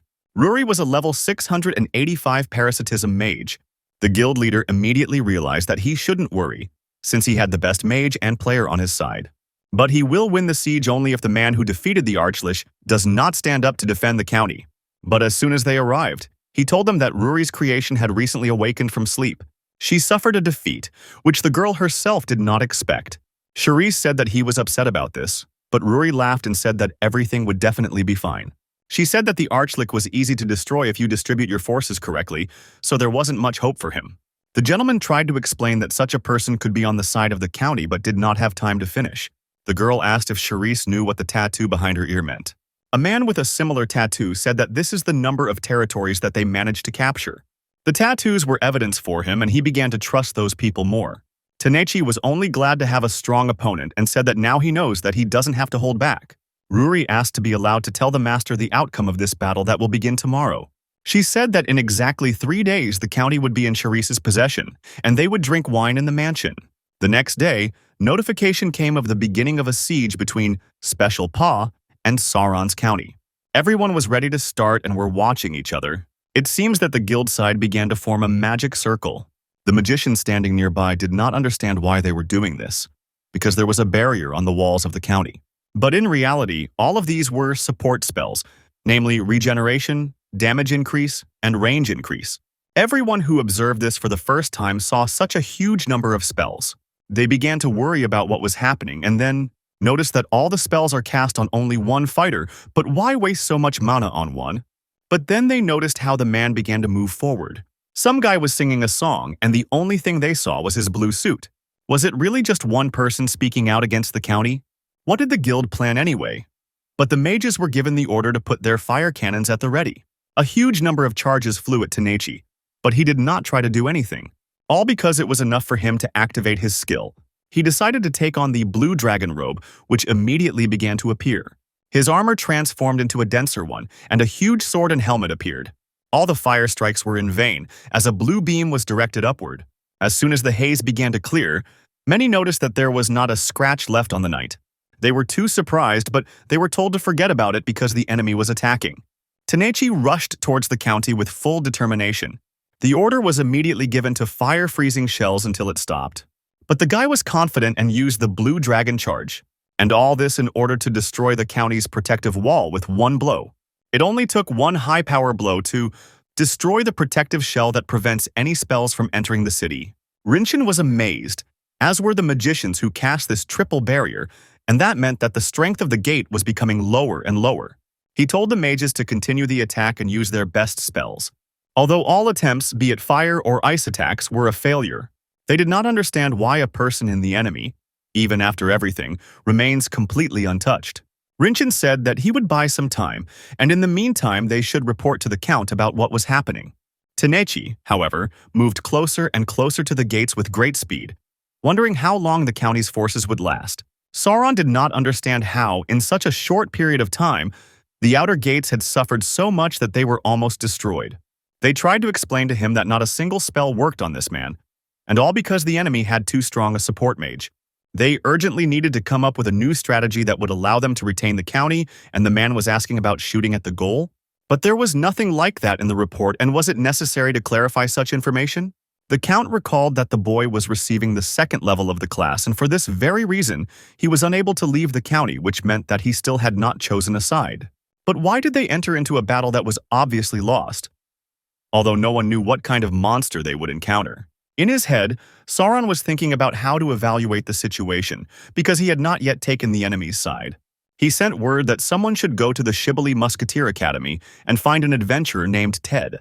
The guy had just woken up and was sitting down to breakfast. But good morning was not that. And all because the news report said that 2 major guilds had seized the entire kingdom of Tirith for their own pleasure. Ted was very angry. And all because in the past he lost everything and now he has to level up all over again. But then he realized that there was no point in being angry and that everything could play into his hands. Since the main rivals are playing at being conquerors, they will not have time for his affairs. Now, even if he participates in the siege, they won't be up to the news. And even if news appears about his participation, no one will be able to prove that they are dealing with the same player, and not just a person with a similar style. Ted immediately returned to the game, realizing that he needed to end the siege faster, and Raiden was already waiting for him. His studies are finally completed, so he has now received his diploma. Now his class was upgraded to Professional Musketeer, but he was also informed that the Count wanted to see the guy, which surprised him greatly. Raiden decided to tell what actually happened, namely, the worst-case scenario began to happen. The enemy army's hero single-handedly broke through the gates of the outer wall, so the troops won't hold out for long. Ted said that he understood that the enemy is not simple, considering the summoned monster. But Raiden didn't stop there. He said that even experienced soldiers couldn't stand up to one of their heroes. Everything was really bad. But the situation was getting more and more interesting considering the hired rankers from the Special Paw side. Ted was really starting to think that the siege was going to be more interesting than he had originally thought. There was a knock at the Count's door, announcing that they had managed to bring the adventurer he was looking for. The guy showed respect to the Count and also introduced himself by his name and waited for the further situation. He was asked if he knew about the current situation regarding the siege, and as soon as the guy confirmed, he was asked a question about whether Ted will be able to help the county survive the siege as a mercenary, where it was necessary to participate in battles for more than 15 hours, and the contract will end as soon as it ends. It was a good task from all sides in which the guy did not risk anything and could still receive compensation. For this reason, he was ready to accept the task, but he wanted to ask a favor of the Honorable Earl. Ted said he wanted to shoot all the Special Paw representatives on the outer wall, but to fulfill the plan, he needs 100 people, namely 100 wizards under his command, and he will be able to eradicate the problem that the county is facing. His conditions were met, and Ted told the magicians that the plan depended on their help. The guy only asked to pump up his mana and try to do it without interruption, and he would do the rest. Although the wizards were surprised, they agreed to these conditions. Ted looked at the wall, realizing that it had really been battered quite a bit, and all this was done by a man in blue armor. It was also known that Rinchen tried to attack him with A-rank magic, but it did not help, and the only one who fit the description, there was a ranker from the Blue Sky Empire named Tenechi. It was not a small guild, though not a huge one, although there was no time to think. Ted saw this as a great opportunity to test his strength in a battle with a top player. He asked to start putting buffs on him. The magicians immediately agreed and began to open a large number of seals. Magic Flow and Quick Recovery were activated, but he hadn't started yet. He decided to wait a little longer, expecting the mana recovery speed and the reduction of the cooldown to 1 minute of the lightning charge. Now Ted was ready to begin the battle with the Special Paw Guild. At the same second, after receiving all the necessary buffs, he activated the lightning charge skill sphere. Lightning began to strike the military tents, bouncing off each other. The enemy guild soldiers were shocked by the level of attack they witnessed. The leader of Special Paw knew for sure that this was not a game character, since they did not have such ranged combat skills. Ted's level was constantly increasing, as was his skill mastery. The guy also had a huge number of defense points, namely already over 25,000. Now it was clear why he was lucky enough to receive such a weapon. Even when I got a crappy skill sphere with the goblin summoning, I initially thought that I would never use it, but he was also able to defeat the Moon Priest with increased enchantment damage. Despite all the misfortunes that Ted diligently ignored, there was one and the same reason. He diligently accumulated luck all his life for one thing, namely, for the sake of one's own weapon, which became the key to overcoming all failures. But luck told me that having one weapon is not enough. How fate will turn out depends only on actions. Ted thanked Clover for such wonderful advice and said that he would follow it. She only asked him not to strangle her at every little trouble, but the guy couldn't promise that. The head of Special Paw was angry and looked for Ruri and Tenechi in all the tents. He was angry and shouted that 20% of the army had been destroyed in an hour, but the warrior only laughed, saying that the fun had finally begun. They knew that the only similar skill was lightning charge, but to increase the power by that much was simply unrealistic. Charisse called the man a useless mountain of muscle that was only useful in combat. Ruri was also shocked by the outcome of events, but at this rate they would not reach the county walls. She reported that such a powerful opponent was not expected, so it was worth acting immediately. Charisse only hoped that they actually had a plan for this kind of eventuality. They had only one plan, which was to destroy the main gate of the county today and start a large-scale battle tomorrow. But they would have to change the whole plan, even though they didn't know who the player was who had settled on the outer wall. Ruri, however, was confident in her parasite, which she left just in case. The lightning charge skill sphere proficiency level had reached a full 100%, and Ted was in anticipation of seeing the enhancements. The orb's rank was increased to C. It now stunned for 2 seconds and dealt more damage with a 3-second cooldown. Ted was most surprised that this area of the skill would gradually progress. They went sequentially starting from beginner, and from there it wasn't far to rank A. He dreamed of seeing such a growing force in action as soon as possible. Here, everyone noticed that an attack from the enemy was being prepared on the county. The guy was too surprised by such a quick attack. They immediately began preparing to contain the special paw army. The magician talked to Ted, and they knew that there had to be a reason for such a sudden transition to the offensive, so it was better for him to keep a low profile until the situation was clear. The guy understood that they were right, and since he had no defensive skills for a frontal attack, it was better to lie low. But then one of the soldiers began to shout at the top of his lungs about what he saw, that the monster in blue armor is preparing to attack. But what was the enemy guild really thinking? They could put Tanechi in danger, but it wasn't that simple. The guy in blue armor was definitely in an aggressive mood, saying that they would crush the county in one blow. He immediately activated the Blue Dragon's protective scale. The Ram Man lived up to his nickname, as his armor was enchanted to +7, and also the skill Blue Dragon's protective scale was pumped up to rank A. This skill converted the damage received, in its own way, allowing it to attack with great force. The magician, knowing that this monster didn't care about any skills or attacks, told everyone to go to the inner fortress. He also asked Ted to retreat along with everyone else in order to think over the future strategy. But the guy didn't plan to do this, considering that such an opportunity was not in vain. He remained waiting for the moment when the skill's effect ended to deliver a counterattack. And the most important reason was simply the fact of interest in how many shots can the battering ram take from Ted. Tanechi also wanted to meet with a player from the county side to test their strength. The magician tried to force Ted to retreat so that he would not suffer from the destruction of the gate, but the guy had his own plans, so he was already in the crosshairs for a counterattack. Tanechi did not expect such meanness from his opponent at all, but he didn't understand how this was possible because he was under a defensive skill. Although almost immediately he realized that the man had calculated the timing of the skill and managed to shoot exactly 1 second per second. There was something green glowing on his neck, namely, he started shouting to Ruri that he had finally figured out the enemy's location. It was a communication amulet that helped players communicate over long distances. Tanechi said that he was on the right side of the outer wall, and the girl continued searching. A rift began to appear nearby, which was actually the curse of territory rights that reduced all stats by 20% and resistance by 15. An eye appeared above Ted's head, which definitely scared the guy. Afterwards, attack block was applied and a mana cloud began to appear. If you fall under its influence, all attacks will be blocked for 10 minutes. It was then that he realized that he had been exposed because of the last shot. But there was nothing else to do and he had to use 1,000 steps, and immediately after, a double jump. It was unpleasant for Ted to realize, but this time he was forced to retreat. But why did this cloud continue to follow him?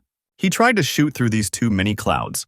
But at that very moment, an attack flew at him that dealt almost 50% damage. Now, Ted was given a debuff preventing him from attacking for 10 minutes. It was clear to him that the caster was definitely of a high level and was not an ordinary ranker. The last skill quickly put the guy out of action. He decided to activate the Thief's Stealth and retreat to the Count's army. One of the warriors reported that the outer gates were about to be destroyed. Just a couple of minutes later, this happened, and immediately after that, Special Paw began their offensive. Ted needed to farm experience faster for the next battles. He knew that although he couldn't attack himself, he could release goblins and mosquito bullets. At the same time, someone was entering the county territory. These were a team of fans who began to enter deep into the opponent's territories, and someone was very worried about their capture. But if they could meet their idol, they could even accept death.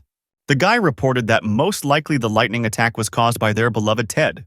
It wasn't a magic-type attack, but at the same time, the radius and damage were colossal, so the only thing that came to mind was the lightning charge skill sphere. The partner was interested in how this was possible since the sphere was of low rank. Even though it sounded like nonsense, Ted defeated their leader at level 150. So there really is an ace up his sleeve. The Moon Priest was trying to find something in the middle of the forest. But then he noticed something a little different from what he was initially looking for. Namely, their team discovered a corpse on which something similar to the vampirism skill was used. The guy, having looked at the body more closely, said that this is how it was, taking into account the injuries inflicted. The girl was surprised that there was a skill of this kind that could kill. Although this was indeed possible, it was only at high ranks, and there would be no such people in the beginner's location. And at that moment, the body said, "Go, goblins." But goblins couldn't appear in this location, only orcs could appear here. At that very moment, he remembered the battle with Ted, in which the goblin summoning sphere took part. And at that very second, one of them was attacked. They attacked the team leader and everyone asked the girl to help quickly, namely, to use the skill Star Step. This ability allowed teleportation over long distances and had a mass effect. They immediately went to the other side of the forest. Since the damage was simply enormous, they began to suspect that the attack was carried out by Ted himself. Or maybe they just thought so, but the girl said that she envied her master. But they flew to the enemy's side, namely to the county army. Raiden immediately told them to stop or they would be attacked. At that moment, the girl did something that no warrior expected. She tore off her opponent's overlay, which amazed everyone. Afterwards, it was reported that everyone came in peace and wanted to help with surviving the siege.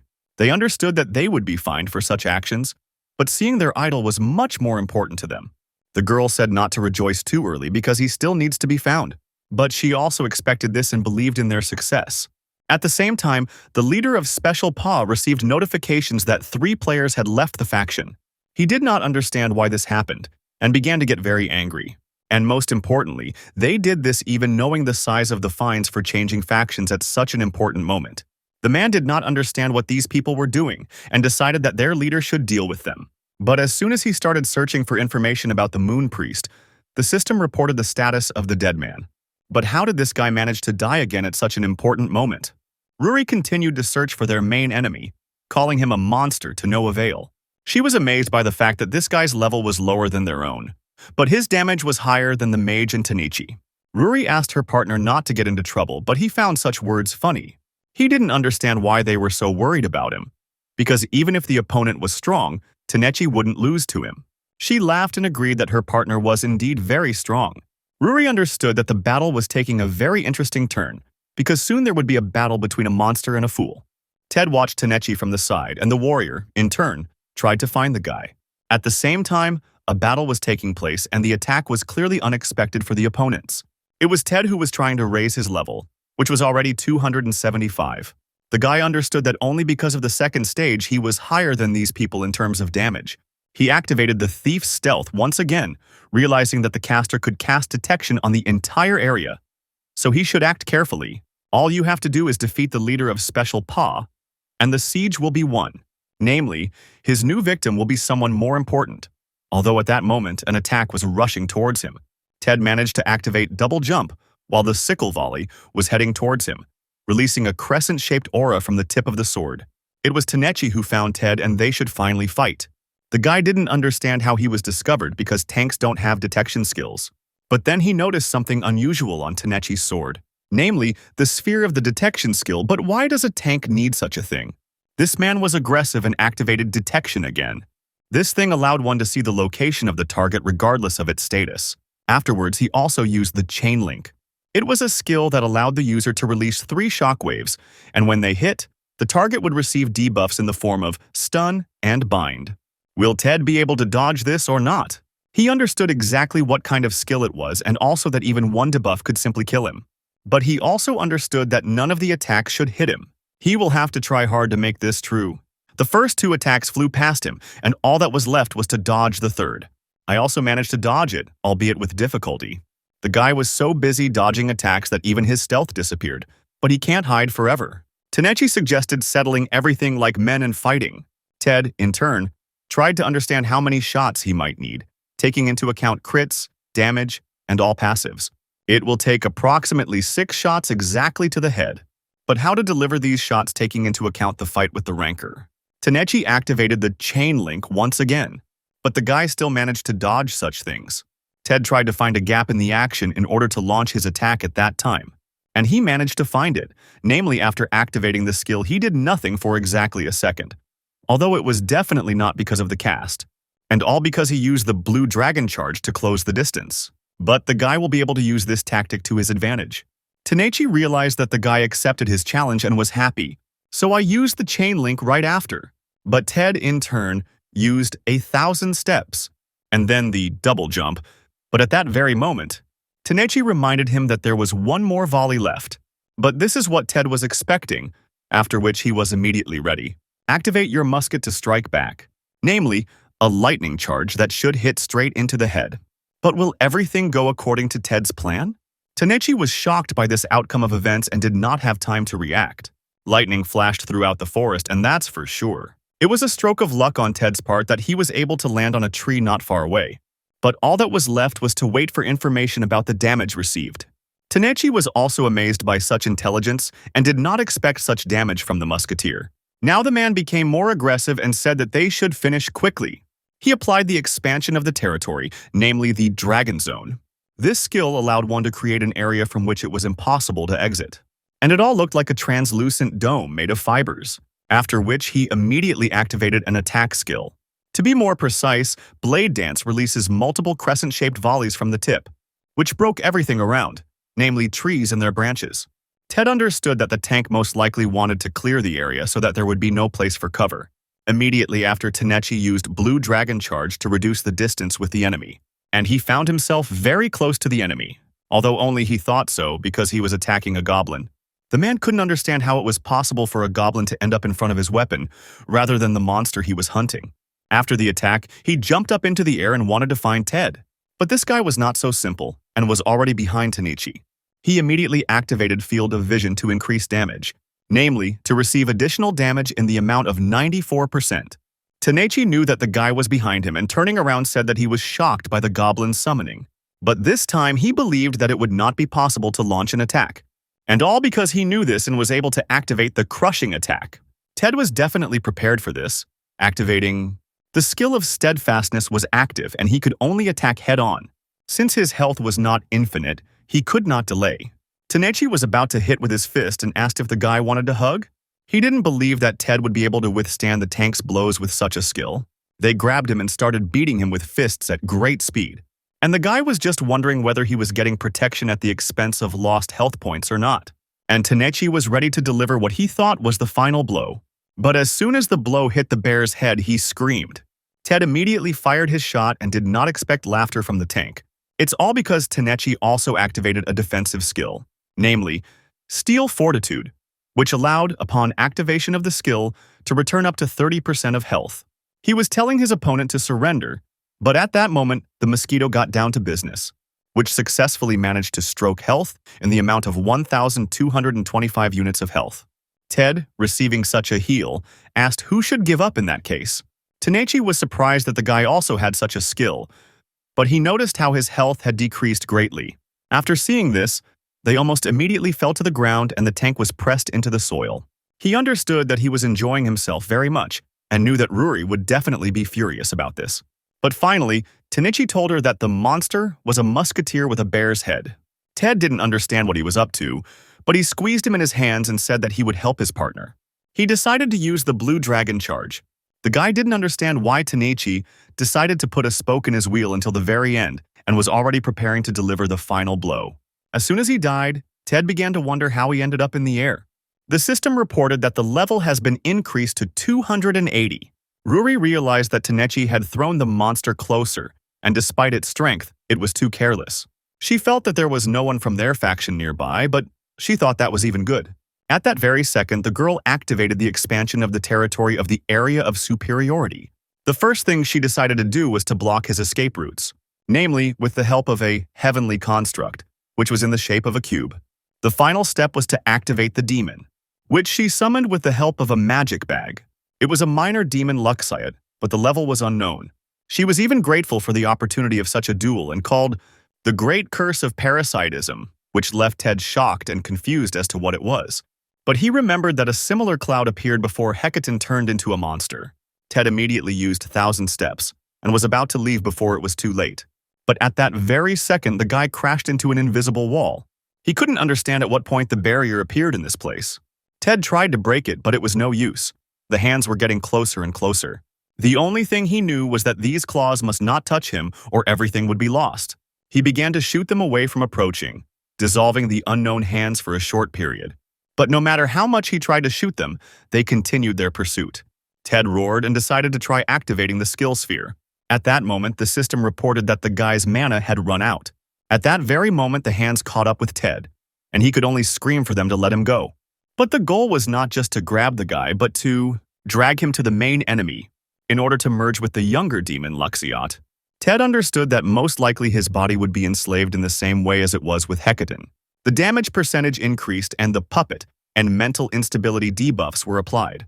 This meant that the guy would no longer be able to control his body and also about the decrease in synchronization with the character's actions. Ted felt sorry that he could achieve so much. But then came an unexpected notification that Shamchan was resisting the great curse of parasitism. Rory, watching everything from the side, did not understand what was happening. Luxiet was a 5-horned demon, but the enemy only had one. She started receiving strange notifications about resistance from some sun. She couldn't understand what was going on with this guy. Something similar began to come to the guy, informing him about the will of the liberator of the sun.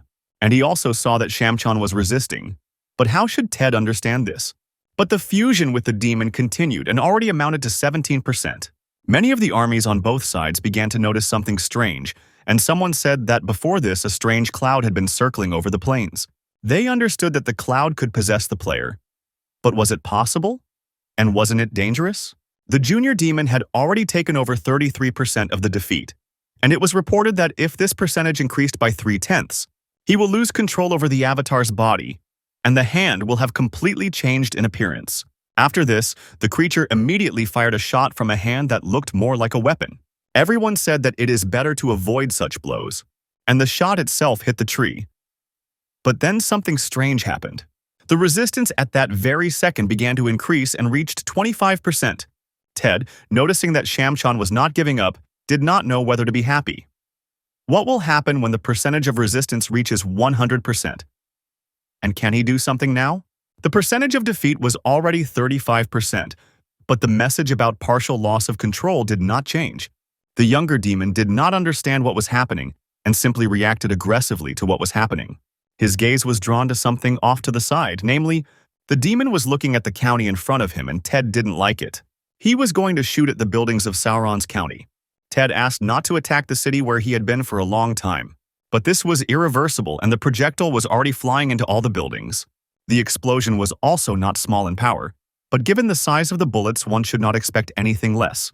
Everyone began to realize that another hero had eventually turned into a demon and were very scared. Because of such events, he himself came out to the city to the troops. The count who told all people to follow him.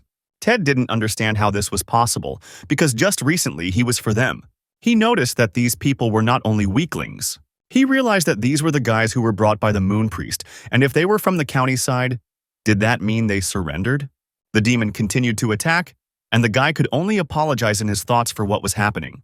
They realized that this could be their idol, whom the guys so dreamed of seeing, but how did he start flying?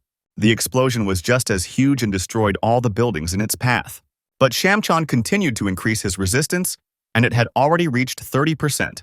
At this point, Ted began to be able to move his limbs, which meant that control was beginning to return a little. But he couldn't relax and needed to take some action before it was too late. Since he managed to return a small amount of damage, he needs to make it in time. It was possible to stop not only the county, but also Special Paw, while it was still possible. At that very second, he used 1,000 steps. Immediately after using it, he opened the inventory to get some stuff, namely, a potion that was accidentally left over from the moment of its rebirth. One great potion to ruin the life of the guild. Berserk increased damage and reaction speed, but had side effects in the form of rage and mental vulnerability. Since he was above the Special Paw camp, he could confidently go crazy and not worry. Ted drank the potion to the last drop at that very moment. The system reported receiving buffs and that the duration would be 10 minutes. But 80% control over the character was lost. Rora didn't understand what was happening and why the demon was above the camp. She realized that the guy had managed to come to his senses and that if she didn't have time to put up a barrier, but she didn't even have time to bring her thoughts to success. Trying to set up a barrier, the magician did not have time to understand what was happening. Her plans were ruined because all the magic was destroyed at once. The younger demon in Ted's body launched an attack earlier, seeing that Rora was trying to make it with the barrier. This creature actually went mad due to the effects of the Berserker potion. He destroyed everything around him and killed everyone he came across. The camp was soon completely engulfed in flames. The head of the guild did not understand how top rankers, a lot of money spent and everything he had done for so long went to hell because of one strange bear. He roared, realizing that all the work could be ruined by just one musketeer. Ted continued to destroy the Special Paw camp's troops and tents without control. After a short period of time, a notification was received that the potion's effect had ended. The guy who had just come to his senses saw the state the camp was in and was amazed that he had done it alone. And immediately after, it was reported that Shamchan was able to achieve 100% resistance. But a huge number of status windows also appeared, reporting, for example, failure to take control. But since the will of Shamchan was of low rank, the body retained a partial form of fusion. Afterwards, the system reported that the connection could be removed in almost 13 days. Bonuses were also given for merging in the form of levels, new status, and a special ability. Ted was now the boss and was no different from Hecaton. But besides this, a new achievement became available to him, which surprised the guy. It was a siege executioner that gave bonuses to percentage increases to damage and defense, as well as increased resistance, but that was not the main thing. He managed to get one against all, which gave the status of an overwhelming aura and an increase in characteristics by 99 units. Ted understood the meaning of such a status, but was very surprised. After all, this maximized the power of stealth skills, and he couldn't even dream of such a powerful thing. The system asked whether the guy wanted to generate this status received for 500 murders. Ted had no intention of canceling such a useful status, so he happily clicked yes. After the generation was completed, it was possible to do other things, but the system reported that the crime index had risen to over 53,000, after which a notification immediately arrived that the guy was from that moment on a sworn enemy of the Kingdom of Karen. Since there was now a bounty on his head, he received the status of a demon boss and would be hunted. At the same time, the Count and his subordinates discussed everything that had happened and talked about urgently getting rid of the demon. All because it was impossible to ignore the existence of such a creature, and for this a reward had to be placed on its head. Raiden apologized for interfering in the conversation, but asked to hear his opinion. He tried to explain that Ted didn't mean to harm the state. Those who attacked the entire county did. The boy was a victim and couldn't be left in the lurch. Everyone thought that the man was saying this out of personal feelings, but that was not the case. This was said only because there really was a power dormant in this man that would not be succumbed to by anyone present. Having expressed his opinion, Raiden decided to leave the gathering place. He went to look at the site of the recent battle from the balcony of the hall. He was really curious about where Ted was and whether he had been able to maintain his will. Raiden's soul was full of pleasant memories of such a man, and the man was truly grateful for the preservation of their home and academy. With tears in his eyes, the master saluted his beloved student, who had become his own. Also in the capital of the Pixie Kingdom, there was a discussion about what happened in the Blue Sky Empire Guild. The guys returned from the siege thinking that it would take a lot of time and they would not make it to the meeting, but they arrived on time. This time they were the few who failed their task. Watching the wonderful discussion, an old acquaintance of Musashi, whom they had not seen for a long time, appeared in front of them. The great swordsman asked why Tenechi was shining so brightly, and he began to tell about how he had recently met a very strong guy. Rora was still very interested in the fact that the guy managed to resist parasitism, because everything was going smoothly. At that moment, the announcement of the start of the guild meeting was heard. Ted left these places with tears in his eyes and discontent. The kingdom was forced to put a bounty on the boy's head. He was given the status of a demon, which will make him a target for regular players, so he will have to start all over again in another country. At the guild meeting, they talked about a huge problem that many were facing. Tokichiro, who was the guild master of the Blue Sky Empire, reported the failure to enter the top 7 guilds, and all because the squad's forces were sent to different keys, and they should unite to obtain the status of the best. But for this they need a common enemy. Unfortunately, there were problems with the subjugation of Sauron's county. Although this does not mean that the guild lost the war, because it was only a battle. They had a theory of action that could become the starting point for conquering the entire kingdom of Karen. Now it's time to get the title, 8th place worldwide, and they will need to start by getting the closest one under their control. From the Pixie Kingdom, to which Ted was also heading.